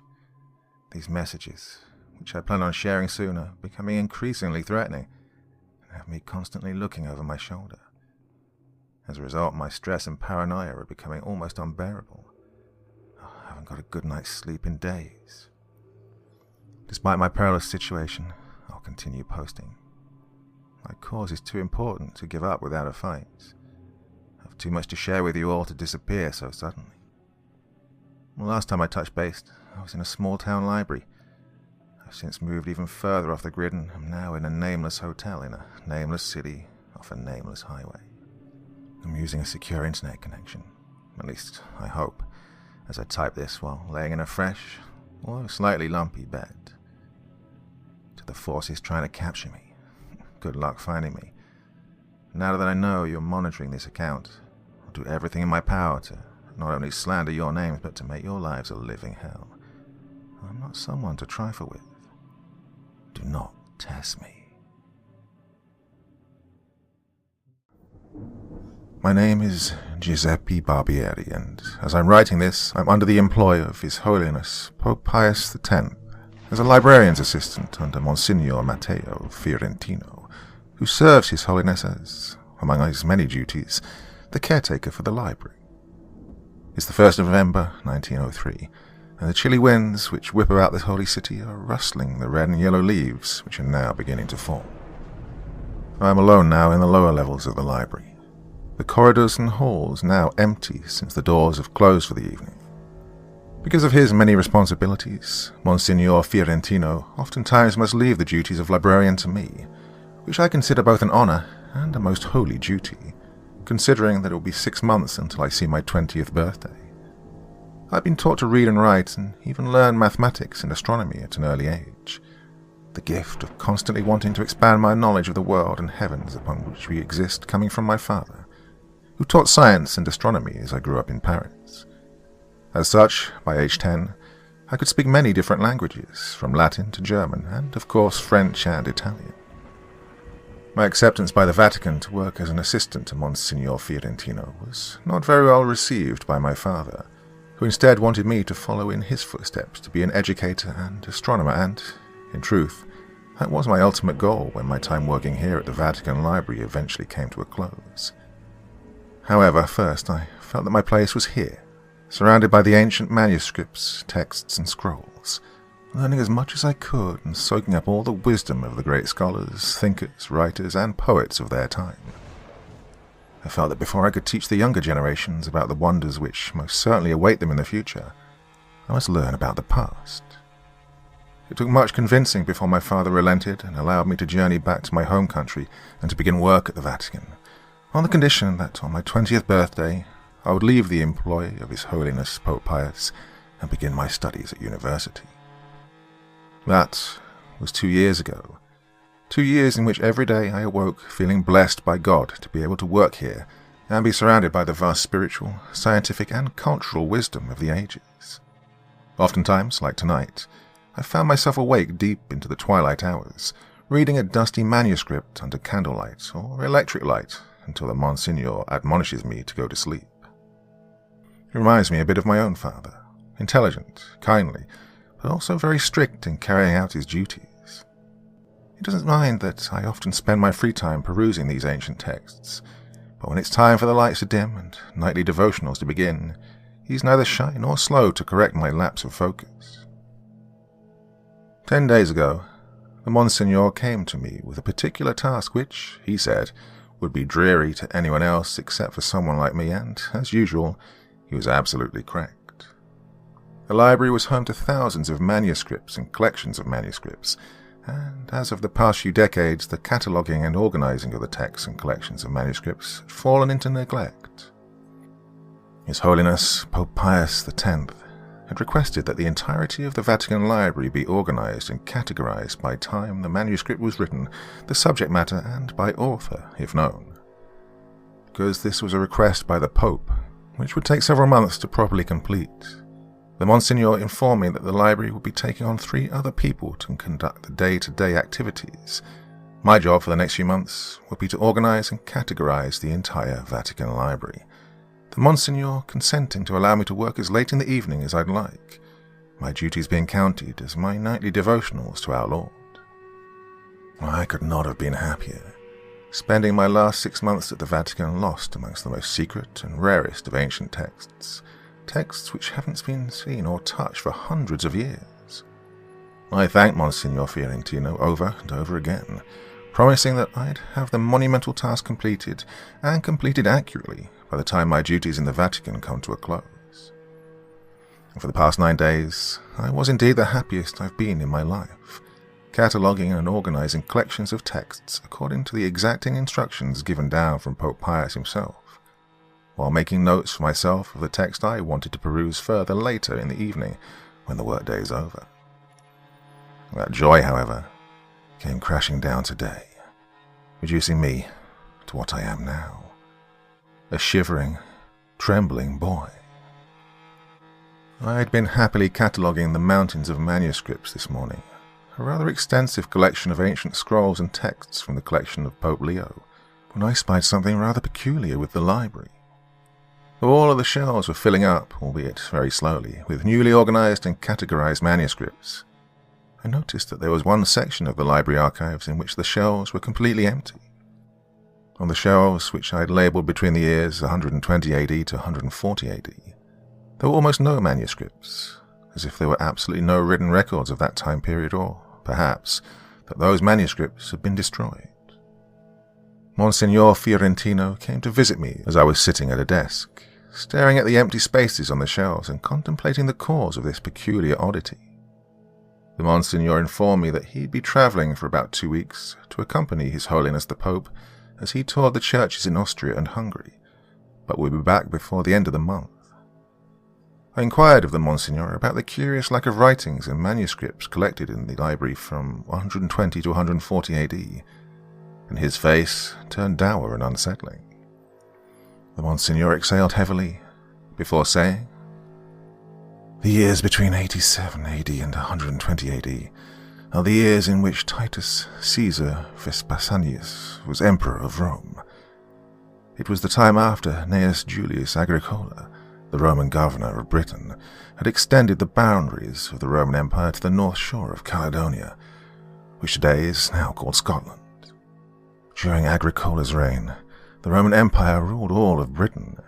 However, under Emperor Pius, the decades following that era saw great turmoil on northern Britain, resulting in the Roman legions being thrown back beyond the boundaries of Caledonia. These defeats were such that a planned Roman invasion of Ireland was cancelled, and the previous Roman fortifications built north of the Staingate Road were either abandoned or torn down. Monsignor Fiorentino took his leave, again admonishing me not to work too late into the evenings and not to forget my nightly devotionals. I wished him fair travels and fine weather before I turned and eagerly set about my task of organizing the vast collection of scrolls and manuscripts. I was still puzzled as to why such a large span of time, over 20 years, was oddly bereft of any type of recorded history, especially during a time of such great upheaval in Britain. While I understood that wars did bring a certain amount of destruction, chaos, and, ultimately, a loss of manuscripts, the fact that no written documents seemed to exist from Rome's retreat from the British Isles was baffling me to no end. I was clearing out a curtain of cobwebs at a forgotten set of shelves far back in the archives before I was to take my lunch break. I was looking forward to eating my meal out by the Fontaine di Piazza San Pietro under the bright afternoon sun. It was rather dank and dreary in this part of the archives, as the electrical lights barely shone down here, and I wasn't foolish enough to supplement that light with candles, not with so many ancient and brittle texts surrounding me. It was on the top shelf that I found a most curious object. It was a wooden box reinforced with bands of iron. Though ancient-looking, the wood was sturdy, and there was a heavy rusted lock which kept the box firmly shut for what seemed like eons. The box was about 60 centimeters square and exceedingly heavy. It took quite a bit of strength for me to carry it in one hand, while I used the other to steady myself as I descended the shaky ladder to the floor. Placing the box gently on a sturdy pushcart, I wheeled it squeakily to the open reading area, where blessed sunlight shone through the thick, dusty window panes down to the 3 long reading tables arranged on the glossy white and gold tiled floor. Transferring the box to one of the reading tables made of heavy African blackwood, I blew and wiped the thick coating of dust off it. Coughing from the clouds of dust, I grabbed the large ancient lock and gave it a light tug. The lock held firm, as I'd expected, but the nails which held the clasp in place had turned brittle with rust and came apart from the box. Normally at this point I would have run to Monsignor Fiorentino, excitedly I might add, to inform him of my discovery. But with the Monsignor away for a few weeks and, forgive me, my patience being far from what was required to wait for his return, I tugged again on the lock, harder this time. By the third booming thud that echoed across the room, the clasp finally came off the box. Gulping nervously, feeling as if I'd somehow committed a sin, I lifted the heavy lid off the box. The musty scent of mold and time assailed me as I looked inside. I gagged for a moment as another smell hit me. It was the unmistakable scent of death. The inside of the box was nearly pristine, the grey cushions holding the 3 scrolls hardly having deteriorated. Placing on gloves, I carefully retrieved the top scroll, gently unrolling the top portion. The words at the heading on the yellowing parchment were written in Latin.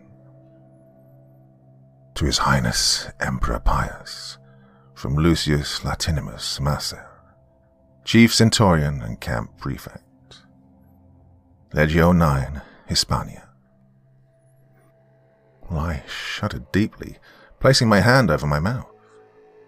Emperor Pius had ruled from 138 AD to 161 AD. Lucius Latinimus Macer. I had never read of him before, but he was a high-ranking officer in the Roman legion Legio 9, Hispania. Camp Prefect would make him third in command of a legion of about 5,000 soldiers.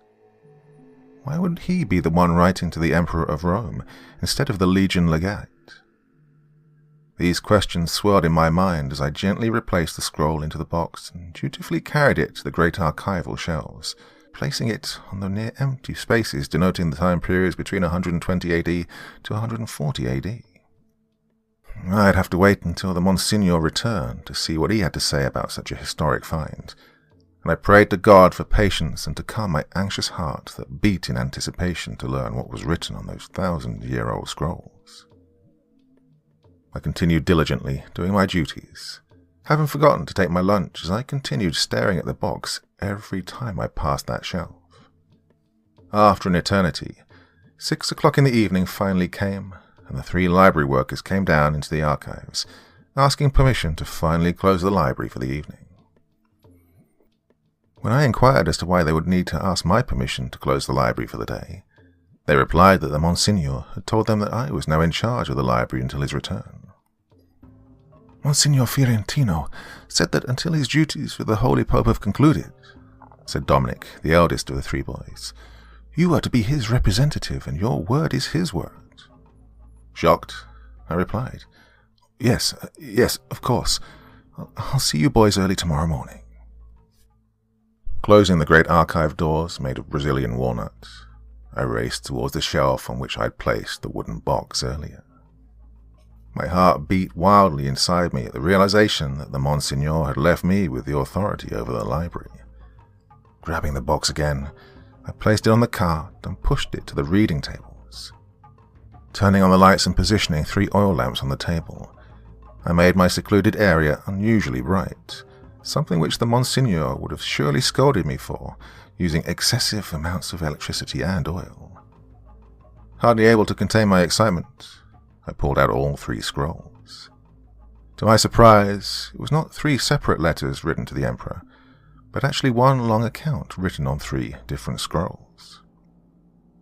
Oh, Holy Father, please forgive me for my curiosity. Had I known the horrors contained within those accursed scrolls, I would have left them locked in that box, forgotten forever until the Son of God returned to wipe away the evil that hangs over us all. Perhaps after you hear what Lucius Latinimus Macer had written, you'll understand why I did what I did. So here is the entire account of what the chief centurion and camp prefect of Legio IX Hispania has written nearly 2,000 years ago. And may God have mercy on us all. To His Highness Emperor Pius, from Lucius Latinimus Macer, Chief Centurion and Camp Prefect, Legio IX Hispania. Hail, great Emperor, ruler of the world. I bring you tidings of loyalty, as well as news of our campaign against the savage Caledonians and the building of the Antonine Wall north of Hadrian's Wall. Yesterday morning I rode my horse south from Antonine's Wall through the port gate in Hadrian's Wall and continued south to the city of Corbridge, the town from which our Legio IX Hispania launched our campaign from the fort of Vindolanda only a few weeks past. Though a rather squalid and pathetic place, it did boast a rather large library with manuscripts and texts of the peoples and cultures of the northern lands, as well as the mythologies and legends to which the savage northerners ascribed. This library was easily the most well-constructed and grandiose structure in the region, and was warded over by supposedly holy men, but whom Legion Legati Titus considered charlatans and phony sorcerers. Surrounded by a high stone wall, the library was also rumored to hold tomes of ancient magical spells. Our young tribune, Quintus, suggested that we tarry a while to learn what we could of the library's secrets. But because our second-in-command was not a military man, Legat Titus told Quintus that he could bury his head in as many of the savages' fairy tales as he liked after the Caledonians had finally been subjugated. As I said, this occurred weeks past, before our northern march towards Caledonia, and before I eventually returned to Corbridge with Tribune Quintus and only 7 other soldiers. Forgive me, my lord, as my account seems to jump back and forth, but the events of the past weeks still haunt my soul, and I am in a race against time to raise that legion before those accursed Caledonian sorcerers can reach them first. I shall start on the day Legio IX left Fort Vindolanda, near Hadrian's Wall, to journey north to the Glasgow Bridge Tower. Tribune Silvius had just completed construction of the Glasgow Bridge Tower on Antonine's Wall, which overlooks the flowing River Kelvin to the north. 32 leagues separate Hadrian's Wall from where Antonine's Wall was being constructed, and under normal conditions the ride to Antonine's Wall would have only taken 4 days. However, our legion consisted of 5,000 soldiers along with a logistical train of 8,000, consisting of the porters, pioneers, herdsmen, and labourers. Combined with the foul, stinking weather which the fitful gods of the Britons constantly hammered us with, our movement to Antonine's Wall took well over 12 days, Legat Titus being forced to stop the legion's progress to await the passing of storms which turned the ground into a sea of mud and rivers to overflow their banks.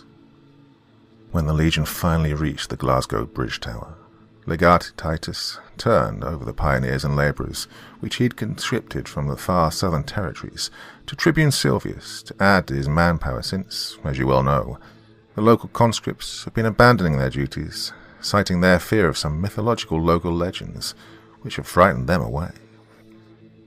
I sought out Tribune Silvius to inquire about my younger brother, Albus Macer, a centurion who commanded the 120 riders of a cavalry cohort of the Legio VI Victrix, the legion that was charged with protecting the building of Antonine's Wall. Silvius informed me that Albus and his men had been sent on a scouting mission north of the wall to look for quarry sites and good timber. Albus and his cohort left from here, the Glasgow Bridge Tower, about 8 days ago, said Tribute Silvius. Albus's commander instructed him to be gone no longer than 4 days, as enemy tribes roam the lands north of the River Kelvin. 8 days, I said. Why has no one gone to search for them? Legio 6 is stretched far and thin as it is, answered Silvius, deeply apologetically, and the rains had flooded the river. It's only receded 2 days ago, and we'd hoped that once your legion arrived, you could perhaps solve the mystery of our missing scouts. Who is the commander that abandons an entire cohort to the blasted grey mists of this cursed lands? At hearing my outburst, Legate Titus stopped overseeing the establishment of the Legion's temporary cantonment and approached. His commander is Centurion Fulgenico, said Silvius nervously as Legate Titus neared us. He's many leagues to the east, overseeing the construction of Rough Castle Tower. We were getting quite nervous here, as we have had no security since the cohort had left. Turning, I explained to my Legion commander the dire situation of the missing scout cohort of Legio 6 Victrix. A heavy grimace covered Legate Titus's face, made more grim as heavy grey clouds covered the already grey skies, promising more days of rain. I shall order 2 cohorts of cavalry to take up the search north of the wall, said Titus finally. My lord, I answered. My brother is the cohort leader. Titus stared at me with cold grey eyes for several seconds, weighing the wisdom of allowing the Legion's third-in-command to rescue his younger brother as the rains began to fall. Take command of the 2 cohorts, Prefect Messer, he said. But I want you back within 3 days' time. I do not want you trapped on the other side of the Kelvin should the gods cause a river to rise above its banks.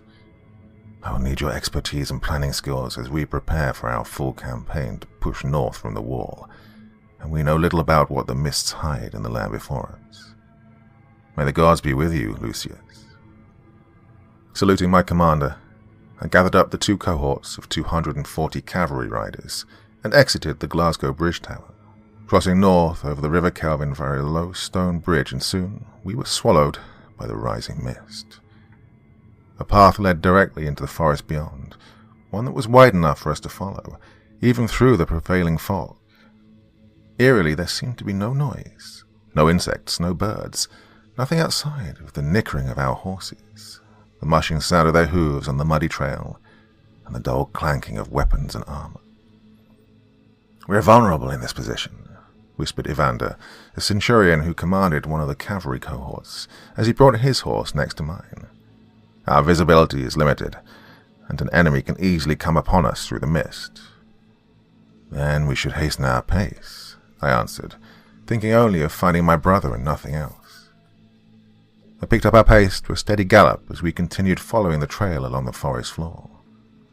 Many well-worn tracks branched left and right, disappearing into the woods around us, but I kept us on the main path as the sun rose higher into the sky. By afternoon, the sun had burned away the misty morning fog, and the rains finally subsided, revealing more of the haunted forest which surrounded us. Insects began to chatter and chirp, and we could hear birds as the sounds of small forest animals echoed all around us. "Keep your eyes to the trees and forest," admonished Evander and the senior-ranking centurions to the rest of the cavaliers. "Be aware of archers in ambush. If we can see them, they can see us, and we're in lands that the savages know well." Though the sun was now up and shining, the rays of light which passed down through the treetop canopy did little to extinguish the dreariness of the forest. Worse, clouds of biting flies and insects assailed our ears, eyes, and noses at every chance they could, as the humidity rose and boiled us in sweat. I pushed the 2 cohorts onwards as the trail descended down a low foothill, which led to a relatively open area at the base of a shallow valley. The trees thinned out here, and blessedly, as we finally emerged from the forest, we were greeted with a breeze of fresh air.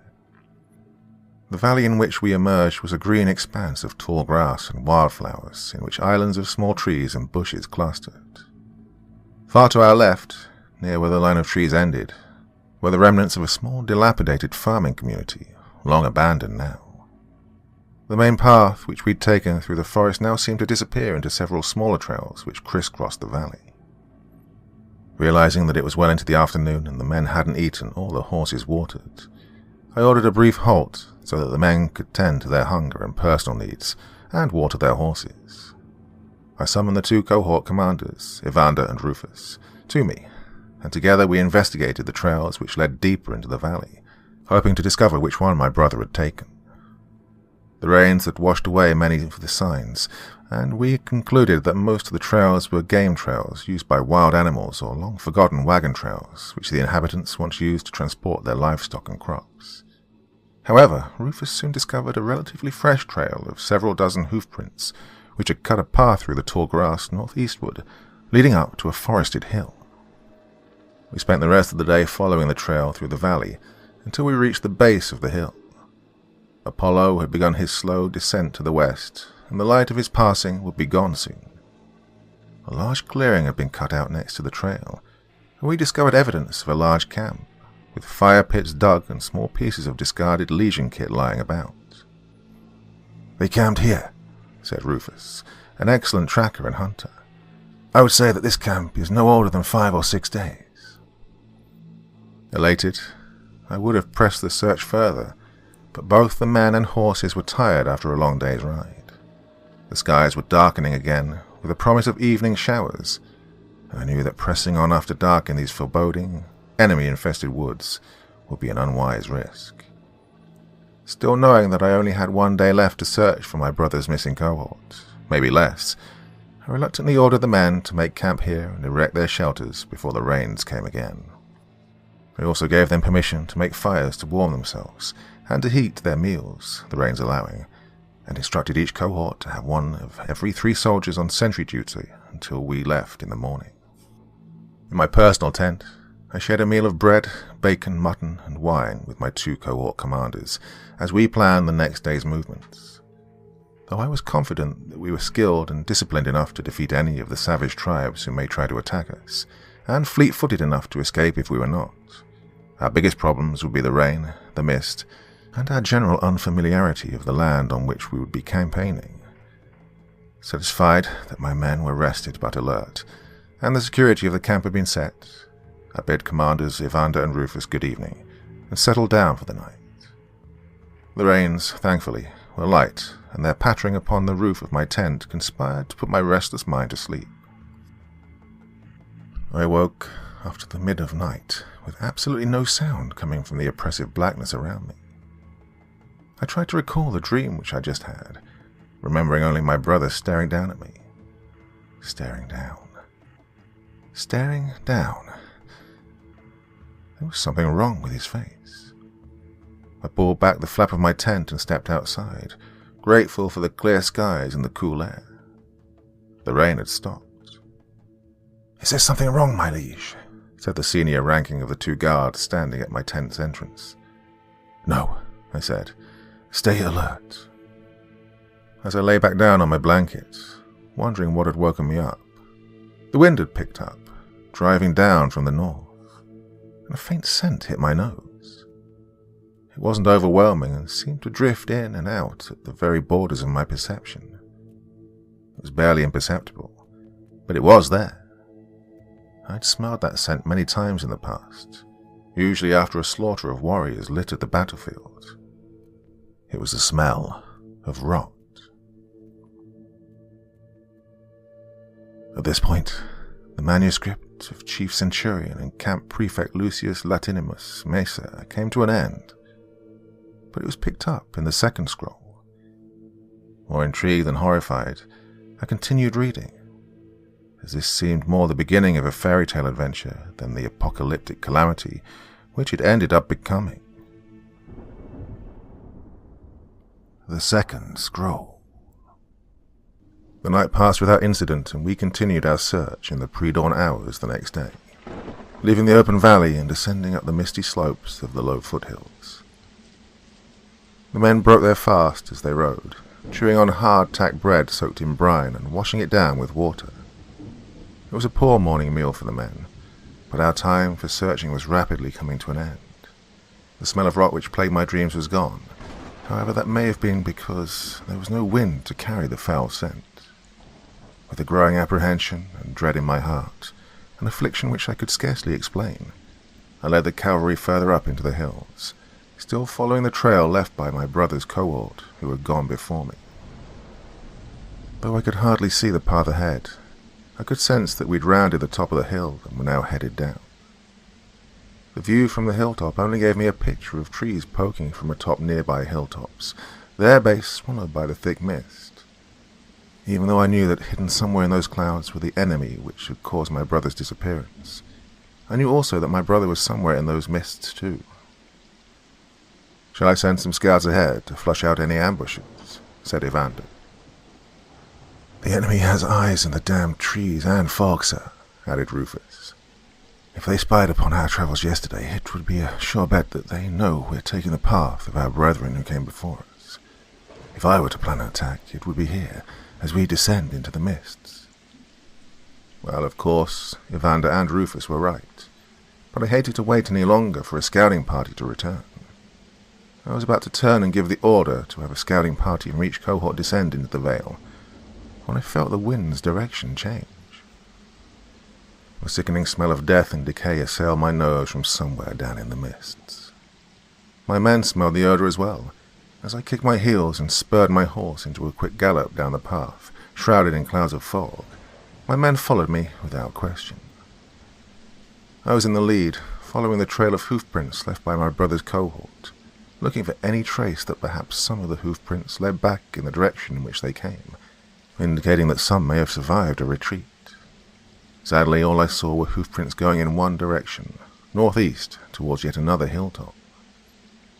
We splashed through an ice-cold stream before bounding up the shallow hill on the other side, the senior ranks ordering the archers to notch arrows and the rest to draw swords. The smell of death and decay surrounded us as we fanned out, vengeance pumping in our blood as we were sure that this was where the enemy would strike. With a roar, we rushed up the hill towards where the savages had surely set another trap. But we would not be caught unawares as our steeds charged up that slope, the steel of spear and sword slicing through the mists. As if in response to our charge, the winds picked up, blowing the mist into a white whirlwind which gradually removed our fog blindness as the smell of death increased and consumed us. As I reached the peak of the hill, I halted my horse abruptly. It whinnied in surprise as I yanked back on his reins and jumped from my saddle, my gladius in one hand. I yanked my spear from my sleeve on my horse's flank and charged screaming with rage the rest of the distance up to the top of the hill. They were there. They were there. Stacked one on top of the other, by the dozens on 4 piles, was our missing cavalry cohort. The fires which had been used to create their funeral pyres must have been great indeed, as the bodies of our men had been blackened to a crisp. I walked on the burned ground in between the pyres of the corpses of our black, charred men, yelling for my brother. "Albus! Albus!" There was still hope that he was still alive, as someone must have been alive to have honored our fallen dead in this way. "Albus, brother, where are you?" Their heads. Where are their heads? Evander and Rufus came up behind me, swords drawn, after they ordered their men to form a defensive perimeter around the hilltop. "Why would those savages behead our men before burning them?" grunted Rufus angrily. "This is something that they've never done in the past. These men have been defiled." I looked again at the bodies of the dead and cursed myself for my careless blindness. Beheading our men before burning them was a dishonor to them, cursing their spirits to search forever for their missing heads and robbing them of the ability to travel to the afterlife. This was something that my brother would never have ordered, and my heart sank at that. Indeed, his charred, headless body was likely among those in the stacks, and still the smell of rot permeated the air. "My liege, I fear that I have found the answer to the mystery." I raced to where the horrified soldier was standing at the misty edge of the clearing. The slowly lifting fog had initially hidden the dread from me which the soldier had stumbled upon.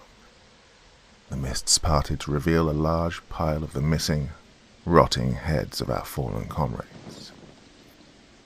Filled with unrestrained grief, I fell upon the pile, picking through the heads with tears in my eyes like a madman as I searched for my brother's head. There was something off with the severed heads which didn't seem right in a situation in which nothing seemed right. These men died at least 8 days ago, but the rate of decomposition seemed far too advanced, as if the men had been decapitated months after they died. To their credit, several of the men with strong constitutions began pulling the putrid, maggot-covered heads from the pile and reverently lined them up on the ground. In total, there were 106 heads in the pile. "My liege," said Evander solemnly, "is your brother among the fallen?" "No," I said, the flame of hope sputtering alive again. "He is not among these honored dead." I had examined every head lying upon the ground, and even in their advanced state of decay, I could tell that none of these men was my brother. "What happened to your hand, Evander?" Evander looked down at his bleeding palm, now wrapped in a white cloth stained with blood. "It's nothing, my liege. One of the heads took a bite out of my hand, a spasm that lingers after death." "Well, have one of the medicus apply medicine and poultices to your wound," I advised, "just in case." "I shall have this tended to later, my liege," Evander replied. 14 of our men yet remain unaccounted for, and I'll not let a small scratch hamper our mission any further. We had gathered the heads together again, careful to avoid the occasional post-mortem spasmodic gnashing of teeth, which eerily made them seem both alive and hungry.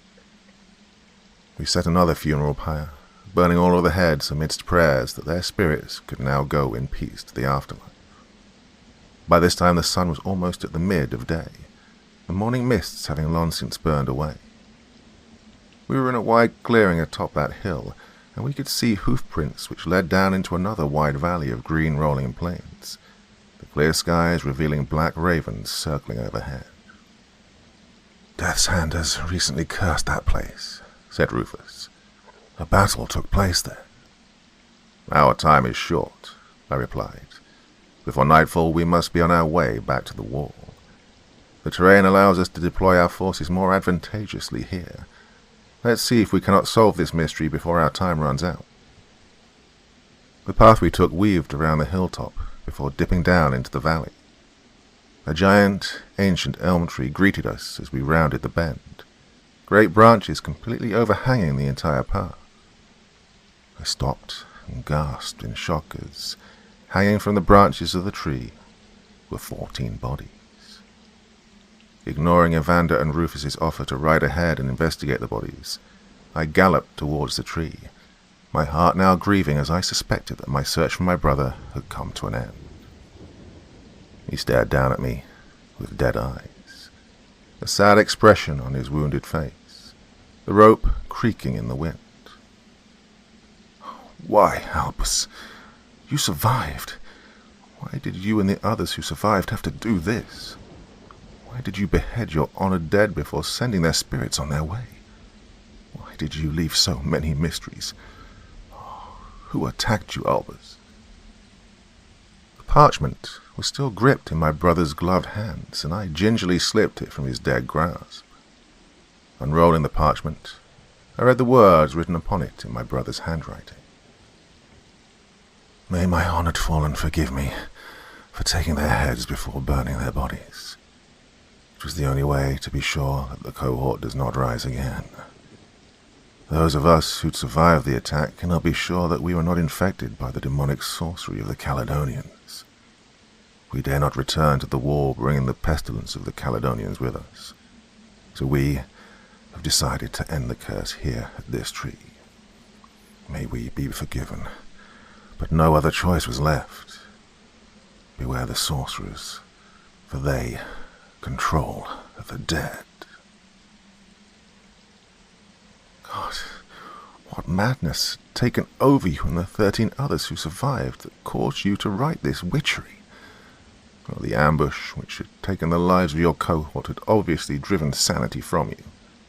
But at least we know for sure who committed this travesty. And when our campaign begins in earnest, I promise you, my brother, that the Caledonians will pay 100-fold for every man we lost. I turned my horse to the tree, no longer able to stand the heartbreak welling up inside me. "My liege," whispered Rufus as he sauntered his horse next to mine. "Cut them down, Rufus," I said. "Cut them down and render them the proper honours which they deserve." "Of course, my liege," he answered, calling a work detail forwards to complete this grisly task. Evander attempted to call a work party of his own cohorts, but began coughing instead. I turned to see that he'd grown somewhat pale and was sweating. "Evander, are you okay?" "I am, my liege," he answered, clearing his throat. "Curse the damned dreary weather here in Britain. I cannot wait until we subjugate these savages so that we can return to the warmer climes of Hispania." As the last 14 of the fallen cohort were placed on the funeral pyre, I sat upon my steed, staring down into the valley where they fought their last battle. Evander and Rufus sat silently at my side on their horses. Silently, I cursed the ungodly savages who had done this. Come out, damn you. I know you're out there. I have twice the number of cavalry here. Come out that I may fertilize the valley with your entrails." My heart was afire with the desire of vengeance. To hell with the coming main campaign. I wanted to begin the attack now, starting from this hill. "My liege," said Rufus. I looked in the direction where the cohort commander was pointing. Emerging from the trees which surrounded the valley was a pale, decrepit-looking figure. The thin man, dressed only in ragged furs which only covered his waist, shambled out into the field as if drunk. In his withered hand was a rusted axe. "Ah," grunted Evander in disgust. "That one looks rough even for a savage. He is also someone who may lead us to who committed this atrocity." I grabbed up my spear and made to spur my steed forwards down into the valley, but Rufus stayed my hand. "My liege, wait, look." Behind the figure came dozens more savages, dressed similarly to the first with ragged clothing and fur. And just like the first, they had a shambling gait, as if unused to walking on their bony legs. They were deathly pale, some even missing limbs, those without legs dragging themselves across the ground. Many of them held makeshift weapons, pitchforks, spears, butcher knives, and short swords, all in various states of rust and disrepair. Haunted howling and moaning bellowed up from their abdomens, their skin so torn that we could clearly see their rib cages. A lone figure on horseback emerged from the woods, hidden under a large robe coloured a dark mottled green. The figure held a gnarled wooden staff in the air in one hand and was waving his other hand in such a way as that of a magician casting a spell. As the black smoke of the funeral pyre behind me swirled around my face, the sickening smell of flesh slowly cooking in the fires, I raised my spear and ordered, "Lancers to the fore! Fall upon the foe with vengeance and no mercy." A mighty roar echoed across the hilltop, and the ground trembled as the 200 cavalrymen of my two cohorts thundered down the hillside, every man eager for revenge and bloodshed. Yet strangely, there was very little bloodshed as the distance rapidly closed, and the first line of lancers struck the foe. As we neared the foe, the stink of rot and decay assailed our senses, and I had to spur my horse onwards through the putrid stench as my lance crashed into the skeletal man who first emerged from the trees. My spear punched him through the chest, ripping the man in half, then pierced another through the side. The savage, though skewered on my lance, continued to grasp at me, using my own lance to pull himself towards me. The sharp iron head of my spear struck yet another savage, easily taking his arm off before it finally snapped after punching a fourth savage through the head. I dropped my now useless weapon and drew my gladius, realizing that something was horrifyingly wrong with the foe. The man whom I'd ripped in half was still alive, crawling towards me with his entrails dragging behind him, hands grabbing and mouth snapping in hunger. The second, still with the spear shaft through his chest, was shambling after me, waving a rusted sword crazily as if he did not know how to use his arms. The savage whose arm I'd torn off was also standing as if unhurt by the grievous wound. He'd been slashed a number of times by my riders as they charged past, but the foe still remained afoot, clumsily grabbing at my men as if to pull them from their mounts. Only the fourth enemy, the one whom I decapitated with my spear, lay unmoving on the ground. Though the foe was taking mortal injuries from my men, injuries which should have bathed the ground crimson with their blood, there was very little bleeding. We were stabbing and hacking limbs and gouging guts from the enemy, but there was very little bloodshed, as if the blood of the savages had congealed a long time ago. And even though many of the savages were armed with rudimentary weapons, they seemed to know how to use them even less than their own arms, preferring instead to grab a rider to bring him down and to attack by biting. In this way, a number of our riders were pulled from their mounts and immediately set upon by the savages. But the gods were with many of them, as they were able to fend off the enemy and regain their mounts. Still, others were not so fortunate, their screams turning to chokes, their quivering arms and legs spasming as the damned savages tore chunks of flesh from their throats. Two of the foe cornered my steed, but he reared up, kicking one of the savages' head into mush with a powerful kick. The second foe reached desperately towards my arm, a hiss coming from his lungs as his mouth opened and closed hungrily. I struck him with a blow across the chest, which would have shattered his ribcage and destroyed his lungs and heart. But the savage continued forwards. With his arms outstretched, I brought my sword down again, severing both. The enemy fell backwards, seemingly unconcerned, as he struggled to get back up, rage filling his dead-looking eyes. "They are virtually unkillable," growled Rufus as he fought his way to my side. "What demons possess these savages?" "Hunger bordering on cannibalism," I yelled, "and potions which have caused them not to feel pain, but have also driven them mad." As the armless savage lunged at my horse, mouth agape, I swung my sword downwards, sundering his head from his shoulder. The enemy finally collapsed unmoving on the battlefield. Likewise, Rufus swept his sword in a wide arc, lopping off the heads of the two savages which were threatening him. We both yelled out to the men to sever their heads from their shoulders. But most of those that had survived thus far had already learned the secret of killing these seemingly unkillable savages. Though the enemy seemed to act as one, like ants, individually they were weak, and against the discipline of Roman training and sharpened steel, the savages fell headless in droves. As the threat to my men lessened, I began to wonder about this enemy. Their numbers were roughly equal to ours, so the end result of this battle was hardly in doubt. But still, my brother's cohort should have been able to solve the riddle of slaying these savages and easily dispatch them. My angry gaze once again turned to the mysterious figure on horseback.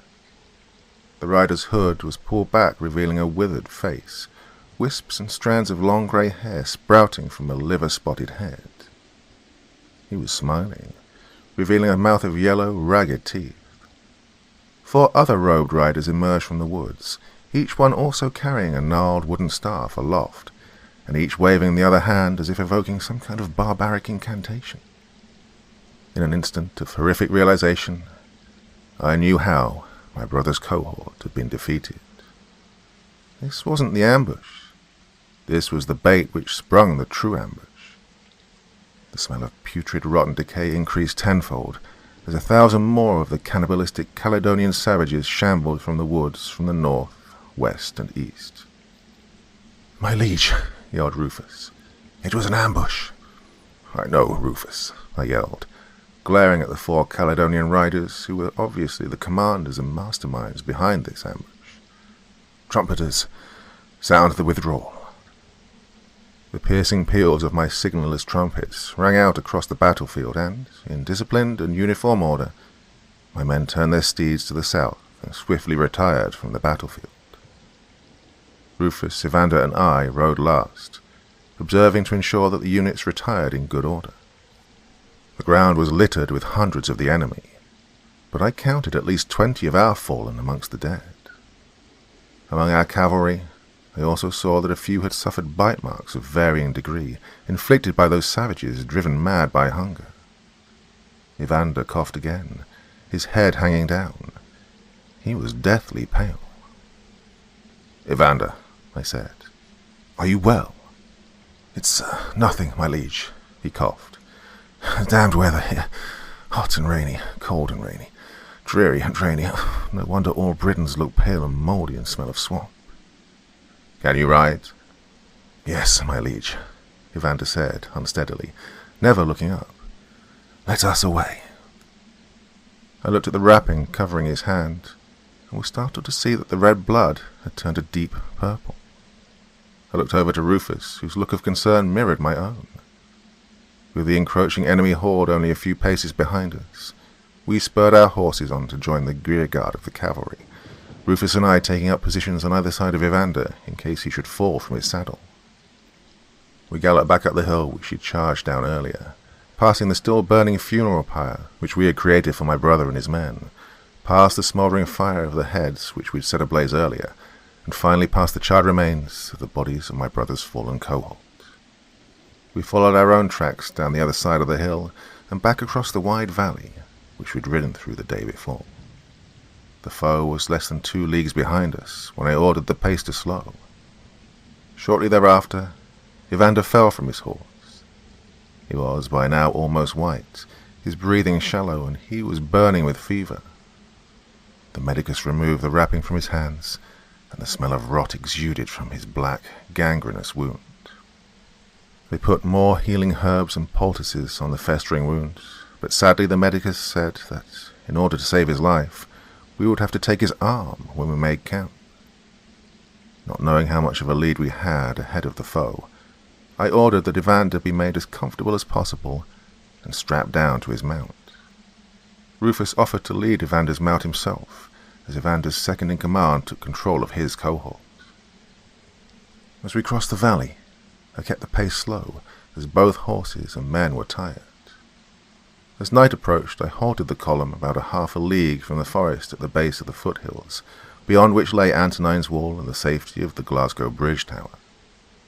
I ordered the men to make camp and allowed for fires to be set, along with torches to be placed around the camp perimeter.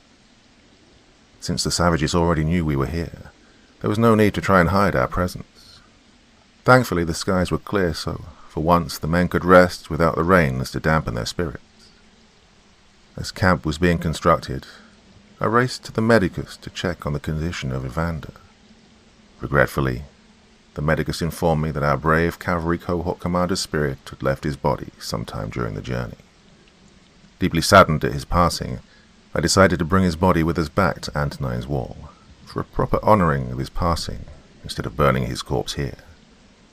It's a decision which I would later regret.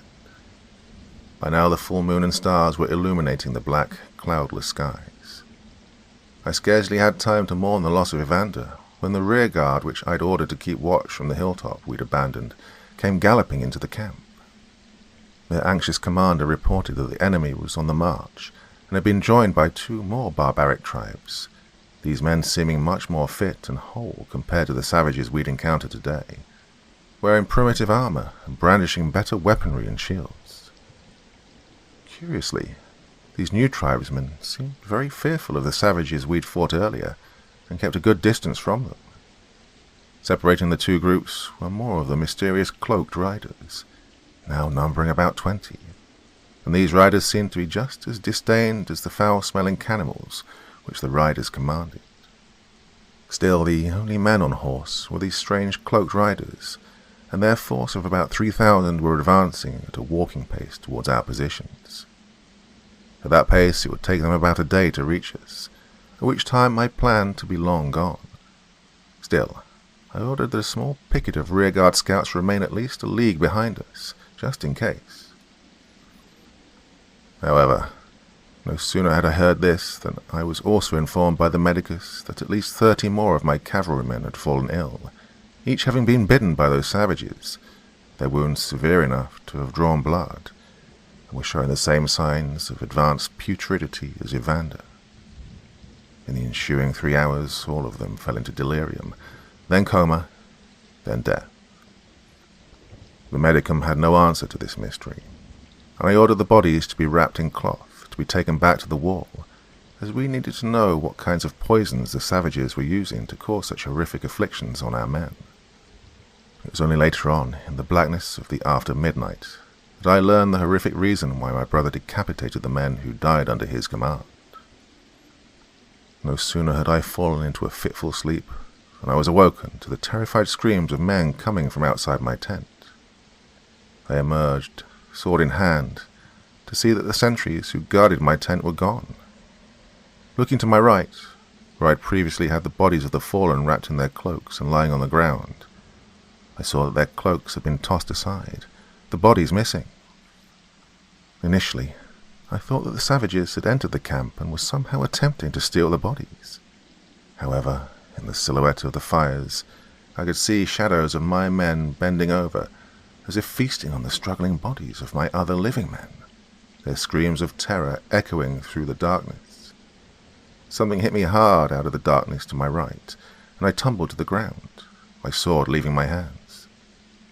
I rolled over and looked up at my attacker, clearly expecting to see a savage, cannibalistic Caledonian staring back at me.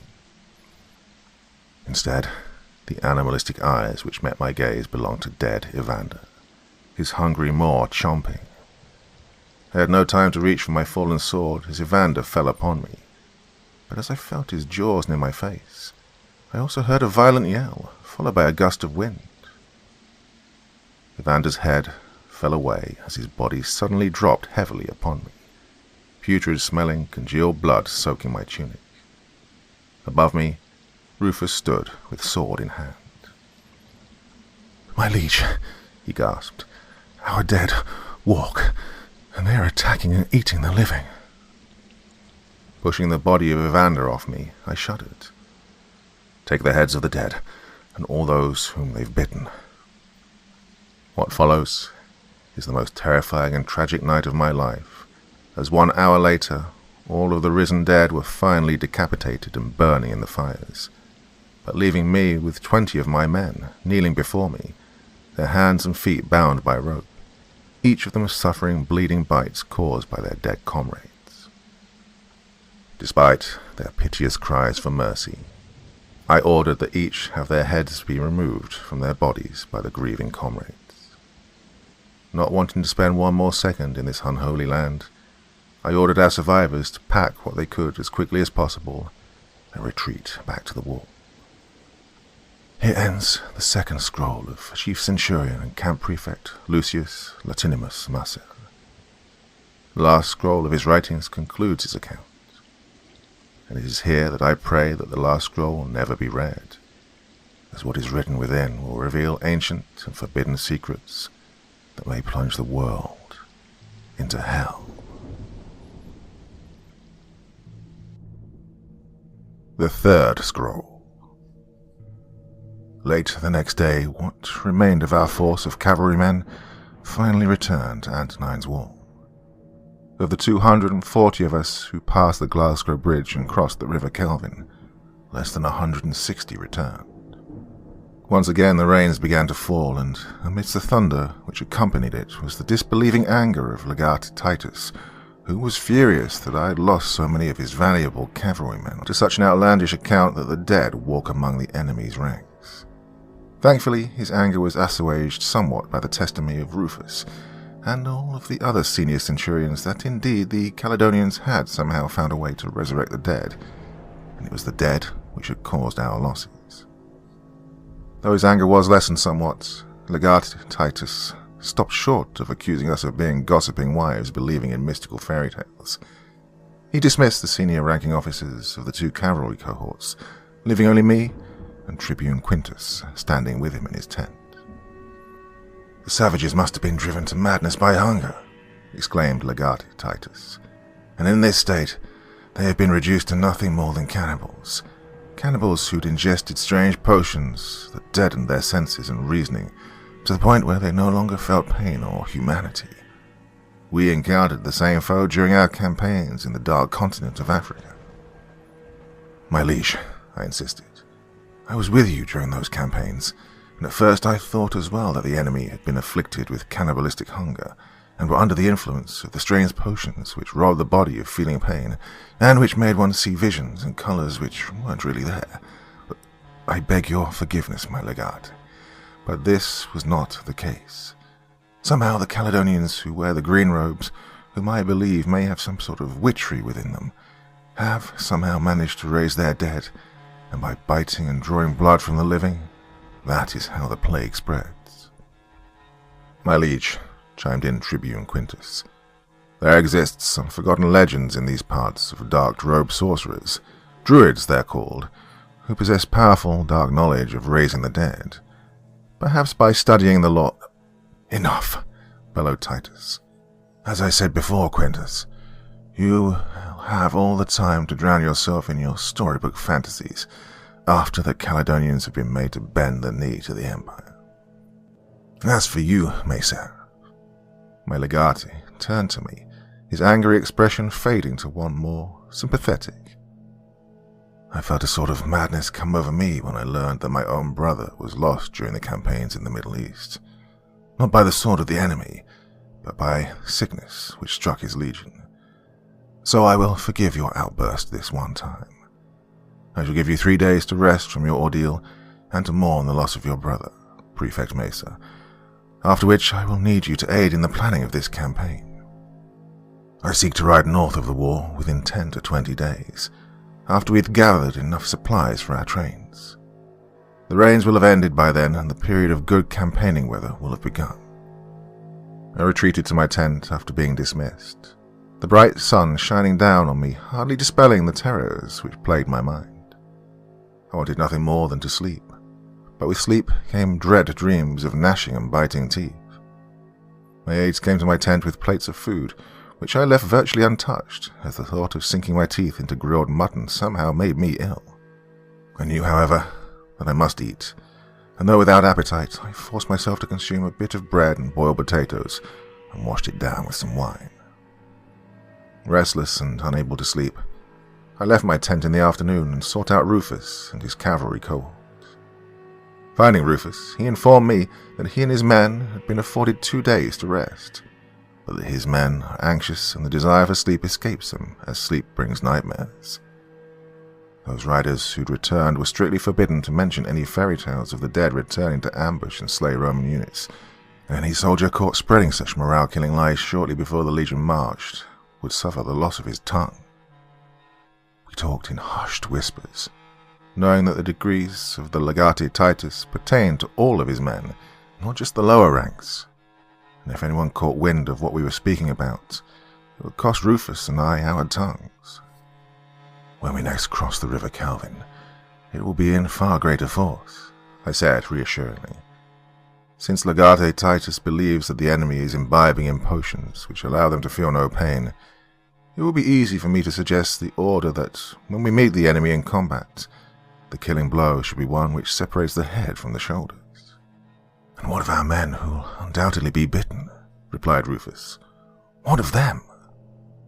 We must warn the men to avoid being bitten by every means necessary, I answered. Though we shall tell them it is because the foulness on the enemies will cause sickness that may lead to death. And when those who are bitten die and then rise again, repeated Rufus. Then I fear Legate Titus will have seen the truthfulness of our testimony, I answered. We already know how to dispatch the dead. We must spread that knowledge throughout the legion while keeping secret the true reason why their heads must be cleaved from the body, until Legate Titus learns the terrible truth for himself.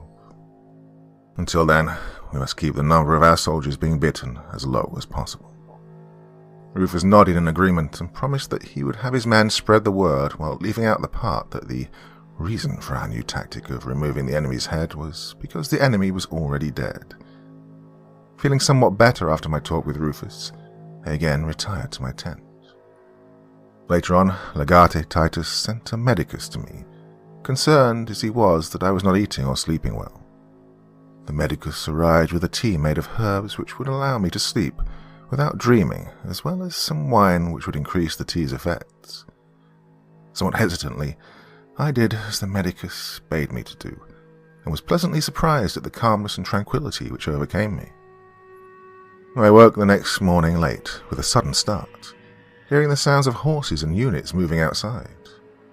At first, I thought that the campaign had started and that somehow I'd slept through the whole thing. I threw open my tent flap and stepped outside, seeing cohorts of cavalry and companies of foot soldiers and charioteers moving north towards the Glasgow Bridge Tower, leading to the bridge which spanned the River Kelvin. "What's going on here?" I demanded of the sentry guarding my tent. "Sir," he replied, "Legate Titus has ordered that the vanguard of the Legion be dispatched this morning." Both of the cavalry cohorts whom I had led across the river 2 days ago were at the head of the vanguard column, looks of dread and apprehension etched on Rufus's face and the cavalrymen who rode with him. "My liege," I said as I entered Legate Titus's tent, "why was I not informed of this forward movement?" "Ah, Prefect Mesa," he said, looking up from a washing bin of warmed water. "You're looking much better and well rested." Wiping his face and hands on a white towel, he poured a goblet of wine for himself and passed one to me. Smiling, he said, "I gave you 3 days to rest and mourn, Lucius. I didn't feel the need to burden you with details that we'd already discussed before we arrived here. Once the weather cleared, we'd send a vanguard of 1,000 cavalry, chariots, and foot soldiers north of the wall to scout the way ahead and destroy any ambushes in order to break the will of the savages. Granted, this move comes much earlier than expected, but the forecasters have promised several days free from rain, so it was best to move them soon in order to take advantage of the unexpected clear weather." "I see, my liege," I responded, nervously taking a sip of the wine. "And the order that, when in combat with the enemy, the killing blow should be to sever the head?" "Rufus and Toleron, Evander's second-in-command, who now commands his cavalry cohort, explained to me how this was the swiftest way to deal with those savage barbarians you encountered, who fell under the influence of their nerve-numbing potions," replied Titus. "As such, I agreed that when an enemy appears, the killing blow should come to the neck." Titus grinned as he took a sip of wine and, feeling much relieved, I took a much bigger gulp of mine. However, the legate's mood changed to one of suspicion. "So, tell me, Lucius," he said, "you still believe that the savages that attacked you were some kind of walking corpses?" No, my liege," I finally answered. "I fear that discovering my murdered brother hanging from a tree may have taken me to the, incorrect conclusions of our enemies. Thank you for your patience in giving me the time to reevaluate my opinion." "Good," answered Titus. "Though Tribune Quintus is technically my second-in-command, he is, after all, a civilian, and an annoyingly young one at that. His senatorial rank will not avail us in the slightest in the coming campaign, which is I will depend strongly on the clear-headed experience of my camp prefect." "I shall not fail you, my liege," I answered. "Go and enjoy the rest of your rest, Lucius," he replied. "I fear that you shall not get much time for leisure once the campaign begins in earnest. Be ready to join me and the other commanders in the morning. Once I get a report from the vanguard, we will begin the main advance. We have enough sundries to sustain us for some time, so I shall have the rear guards escort our supply trains to us once all of our wagons have been filled." "And when do we expect the first report from the vanguard, my liege?" I asked. "I told Rufus and Toleron to send their first messenger back no later than 7 days hence. That will ensure that our scouts will be no more than 3 or 4 days' ride from us once we leave Antonine's wall." I took my leave from our Legion commander, satisfied that I'd done all that I could to ensure that we would not fall victim to the plague of the walking dead. The next day I returned to duty, and as we met with the commanders of the forward and rear spears, the forward and rear infantry, the chariots, and the third and rear guards, I once again emphasized that when we encountered the pale-skinned savages who smelled of rotten decay, a condition caused by the potions they drank, which caused them to feel no pain, that the killing blow must be to the neck. I ordered them to have their senior centurions refine and hone their men's skills in delivering this death blow with all of their weapons, as we awaited the return of the first messenger from our vanguard. As the days passed, I busied myself with overseeing the collection of foodstuffs and barrier-making materials for our supply chains. though this was traditionally the task of Quintus, the Legion's tribune. I especially insisted that our medicus double their supply of medicines and poultices, and to hone their skills in amputations of infected limbs. As the day that the Vanguard's messenger was supposed to arrive drew nearer, I was actually convincing myself that perhaps Legate Titus was right in that our attackers were actually under the influence of a powerful potion which deadened the senses. My dreams were no longer haunted by visions of Evander's gnashing teeth, thanks to the herbs and wine which the medicus gave me prior to my slumber. However, my anxiety rose again after the 8th, 9th, and 10th day passed, and still there was no rider and no word of the Legion's vanguard. By the eve of the 11th day, Legate Titus would wait no longer. He called all of his commanders together and informed them to prepare their men to march in the morning. Clouds were forming in the south, which the forecasters predicted would bring more rains, and the Legion should be on the march before the rains turned the ground to mud. That night, my nightmares returned, despite the medicines which had been given me to help me sleep. Evander returned, holding me down and bending over to rend the flesh from my cheeks. The smell of rancid death boiled out of his open maw, and I smelled the rot of decay. Screams and shouts of warning echoed in my head. Screams. Shouts of warning. In a panic, I leapt from my blankets and grabbed at my sword. My sentries threw open my tent flaps, but before they could say anything, I ordered, "Rouse the men and tell them to prepare for battle. Remember, their first priority is the killing blow which cleaves the head from the neck. Nothing else will work." As the sentries departed to carry out my orders, I stepped out into the early light of dawn. To my right, I saw Legate Titus also emerge from his tent. In front of me, Tribute Silvius's men, who were constructing the wall, were shouting about something beyond the wall to the north. Many were wailing in fear, and by the smell drifting south, I knew all too well what it was. "To arms! To arms!" I yelled. "Trumpeters, call the Legion to arms. Archers, to the wall. Quickly!" I ran inside my tent and grabbed at my shield and pulled my helm upon my head before dashing out to make my way to the wall. "Prefect Mesa," yelled Legate Titus, "what's the meaning of this? Why have you called the Legion to battle when you scarce know what the commotion is at the wall?" "Forgive me, my liege," I answered, "but I fear that you are about to witness the truth of my testimony." I raced to the parapets of the Glasgow Bridge. The wall, though stretching many leagues to the east and west, was not completely built to its full height, and in places only rose 4 cubits high. The Glasgow Bridge Tower only stood 4 cubits higher than that, but afforded the best vantage point of the plain beyond the river. Tribute Silvius was standing atop the tower, along with several sentries, all of whom stared with dread-filled eyes to the field across the river. I too stared, my heart sinking as the rising sun gradually revealed the growing horror which waited us from beyond the river. Before us stood row upon row, and rank upon rank of the decaying, festering dead, at least 8,000 strong, if not more. And at the fore of this army of demon-possessed horror was our own Legion's vanguard, Rufus's dead eyes seeming to stare right up at me. "Prefect Mesa, have you gone mad? How dare you call the League to arms on the morning of—" And Legate Titus froze as he stormed up behind me, Tribune Quintus by his side. "Gods, save us," shuddered Quintus. "The ancient legends are true. Is that the vanguard who walk with the dead?" "Quiet, Tribune," reprimanded Legate Titus. He stood next to me without looking at me, his grim face staring at the Legion's vanguard, who were very obviously dead, yet still stood in their bloody ranks, weapons still grasped in decaying hands, and glaring at us with an evil hatred. Hisses and moans echoed across the field, hitting us like an ocean wave.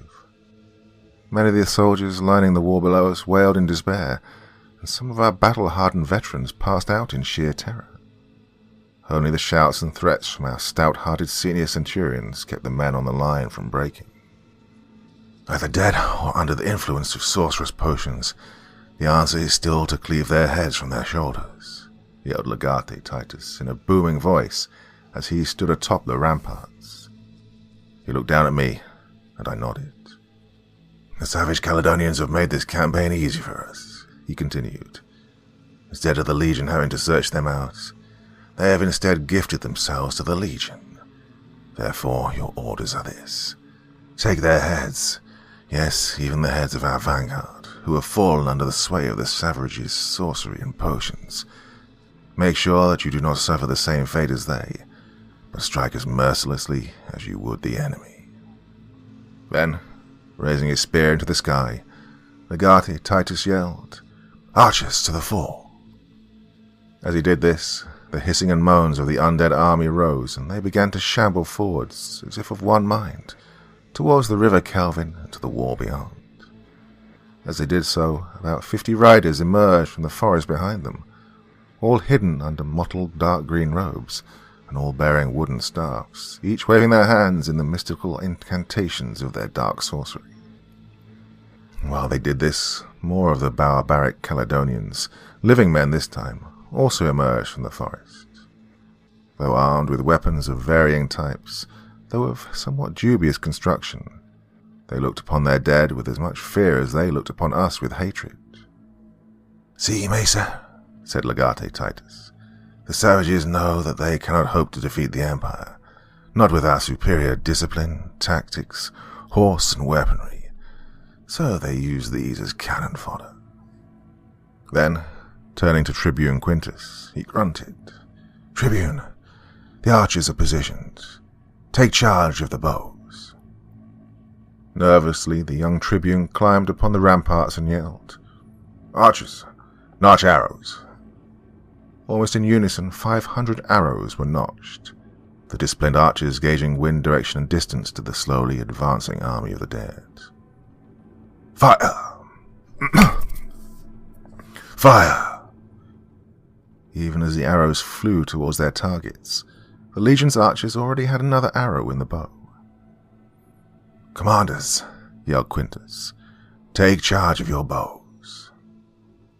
Quintus stepped down from the ramparts, relieved at having fulfilled his duty as commander of the archers, and now having turned that responsibility over to the archers' cohort commanders. Volley upon volley of arrows rained down upon the advancing corpses, and many struck their targets. Hundreds of the dead fell, only to rise again, as only those few who had been struck squarely in the head, practically between the eyes, failed to rise again. The Caledonian sorcerers followed on horseback behind their undead army, as while the living Caledonian warriors, who were little better than a peasant army of about 4,000, followed behind their unholy sorcerers.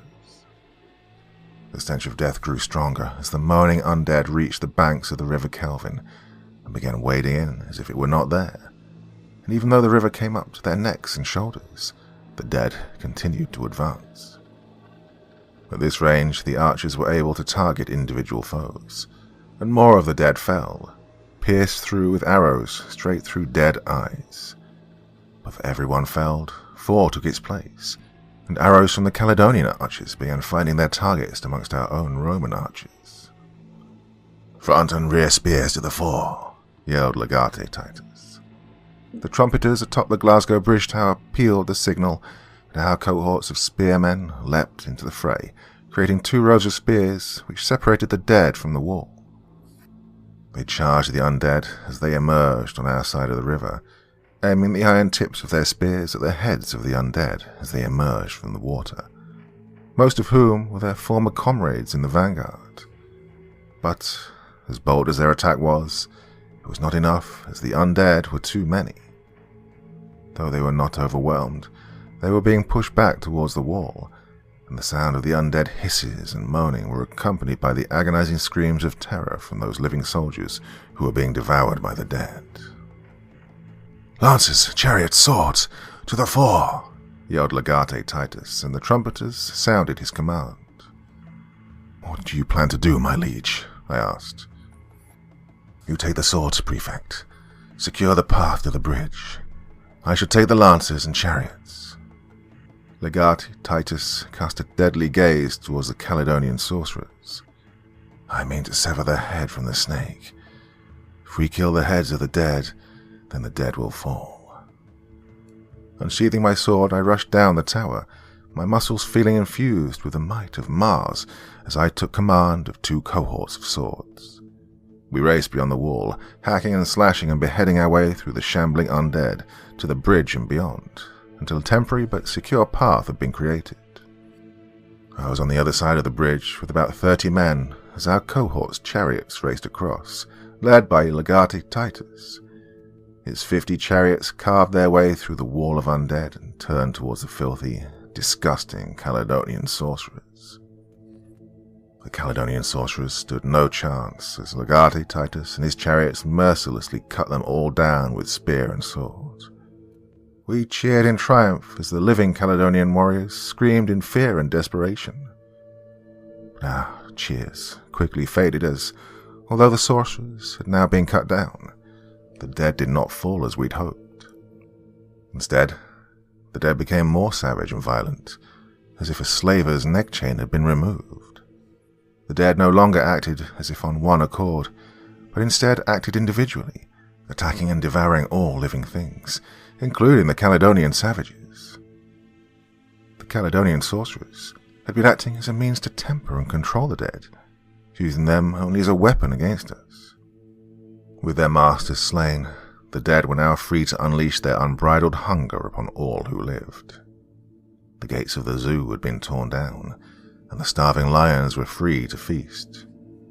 Amidst this carnage and chaos, I witnessed Legate Titus and his chariots become overwhelmed and taken under by an ocean of the undead. "Back!" I yelled to the soldiers. "Back to the Glasgow Bridge Tower!" We retreated back across the bridge, and it was only the discipline of hard training that allowed us to cross the wall in good order, though many of our number fell screaming to hungry jaws, the battlefield now echoing with the gut-wrenching sounds of crunching and chewing, and the gargled screams of the devoured. Even the living Caledonian warriors were filled with terror, as their dead countrymen now stalked hungrily after them. By now the dead had swarmed the walls, their hunger and savagery far worse than before. As bravely as our soldiers fought, it was obvious that the Legion could not hold. I ordered what remained of the forward swords to reinforce the wall, and then raced to the Glasgow Bridge Tower to get a better vantage point of the battlefield. With Legate Titus now gone, I was in overall command of Legio 9 Hispania. I found the stone steps to the ramparts blocked by hundreds of the dead who were climbing up to make a meal of the unfortunates who'd been trapped at the top. By now the dead were in the Legion's campsite, and I raced to my tent to find my horse. Along the way I tripped over Tribune Quintus. "Quintus!" I yelled. "Where are you going?" He was pale with shock, but unbitten by the dead. "Prefect, we need to leave. We need to go back to Corbridge. The library there. The library must have the answers." "You and your damned fairy tales," I yelled. "Is this a fairy tale?" the skinny young Tribune answered as the moans of the hungry dead mingled with the screams of the dying. I gritted my teeth as surrounded soldiers cried to the gods for salvation. The pleas of those once valiant soldiers impaled me. I pulled him up and snarled, "Come with me." Finding our horses, I collected the 7 soldiers who remained of my personal guard, and we rode south, away from the Battle of Antonine's Wall and back to Hadrian's Wall. We rode non-stop for 4 days until we passed through Port Gate and into the squalid town of Corbridge to the grounds where the library stands, and, indeed, Quintus found the tome which contained the ancient and mystical spells and incantations which those demon-possessed Caledonians had used to raise the dead. Upon studying the tome, which the caretakers of the library watched with utmost fear and trepidation, Quintus recited the spell and incantations which I now repeat here. At this point in the manuscript, Prefect Mesa annotates word for word the spells and incantations of the Caledonian sorcery which they supposedly used to bring the dead to life. "And these are the spells and incantations upon which the dead can be brought to life?" I asked. "Yes, Prefect Mesa," he replied. "I see," I answered, running Tribune Quintus through the heart with my gladius. Well, for your sake, I hope it works. We lay the dead body of Tribune Quintus on a stone slab, and to the horror of the library caretakers, I performed the incantations which I'd previously described. And to my complete joy, the eyes of Tribune Quintus flickered open. The horrified caretakers of the library screamed some nonsense about how I cannot possibly control an entire Roman legion of undead, as it would require many druids to do so. They screamed this as we put their lives and their library to the torch. May their bodies and their accursed library burn in the eternal fires of Hades. And so, my liege, Emperor Pius, I, your faithful and loyal servant Lucius Latinimus Macer, Chief Centurion and Camp Prefect, Legio 9 Hispania, am now riding back to Antonine's Wall. The Legion must be reborn.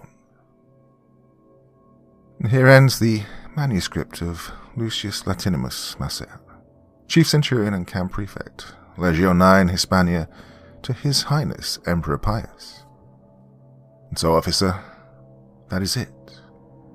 That's the whole corrupted and evil account which Chief Centurion Macer, who had undoubtedly been driven mad by the loss of his Legio 9, had written to his emperor. Oh, don't you see, officer, the demonic spells and incantations which were written on the last scroll must never be allowed to be read, much less published, or ever even see the light of day. The resurrection of the dead is a holy and blessed event, where we will join the Son of God in the skies whole and pure. What was written on those scrolls was an abomination, an attempt by Satan to blaspheme the will of the Lord. You see, officer, who knows how many scrolls of such type lay undiscovered in the Vatican's archives? I had to do what I did. I pray that was enough. Italian newspaper, Il Messaggero, Volume 66, Number 45, 7th November 1903. On the 1st of November 1903, at around 8:30 in the evening, there was a fire in the Vatican which, upon further investigation, was found to have originated in the basement of the Vatican Library. The chief of Rome's fire brigade coordinated the firefighting efforts, and by 11 o'clock in the evening, the fire was under control. There was no loss of lives, but the extent of the damage is still unknown, although an ancient wooden box is rumored to have been discovered miraculously spared from the heart of the flames. The event has caused His Holiness the Pope to return to Vatican City from his trip to visit the churches in Austria and Hungary. A Mr. Giuseppe Barbieri, who was in the employ of the Vatican, is currently under police custody, pending questioning.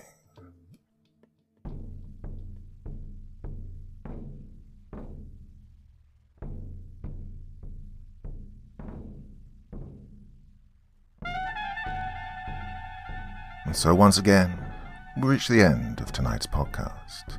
My thanks as always to the authors of those wonderful stories, and to you for taking the time to listen. Now, I'd ask one small favor of you. Wherever you get your podcast from, please write a few nice words and leave a 5-star review, as it really helps the podcast.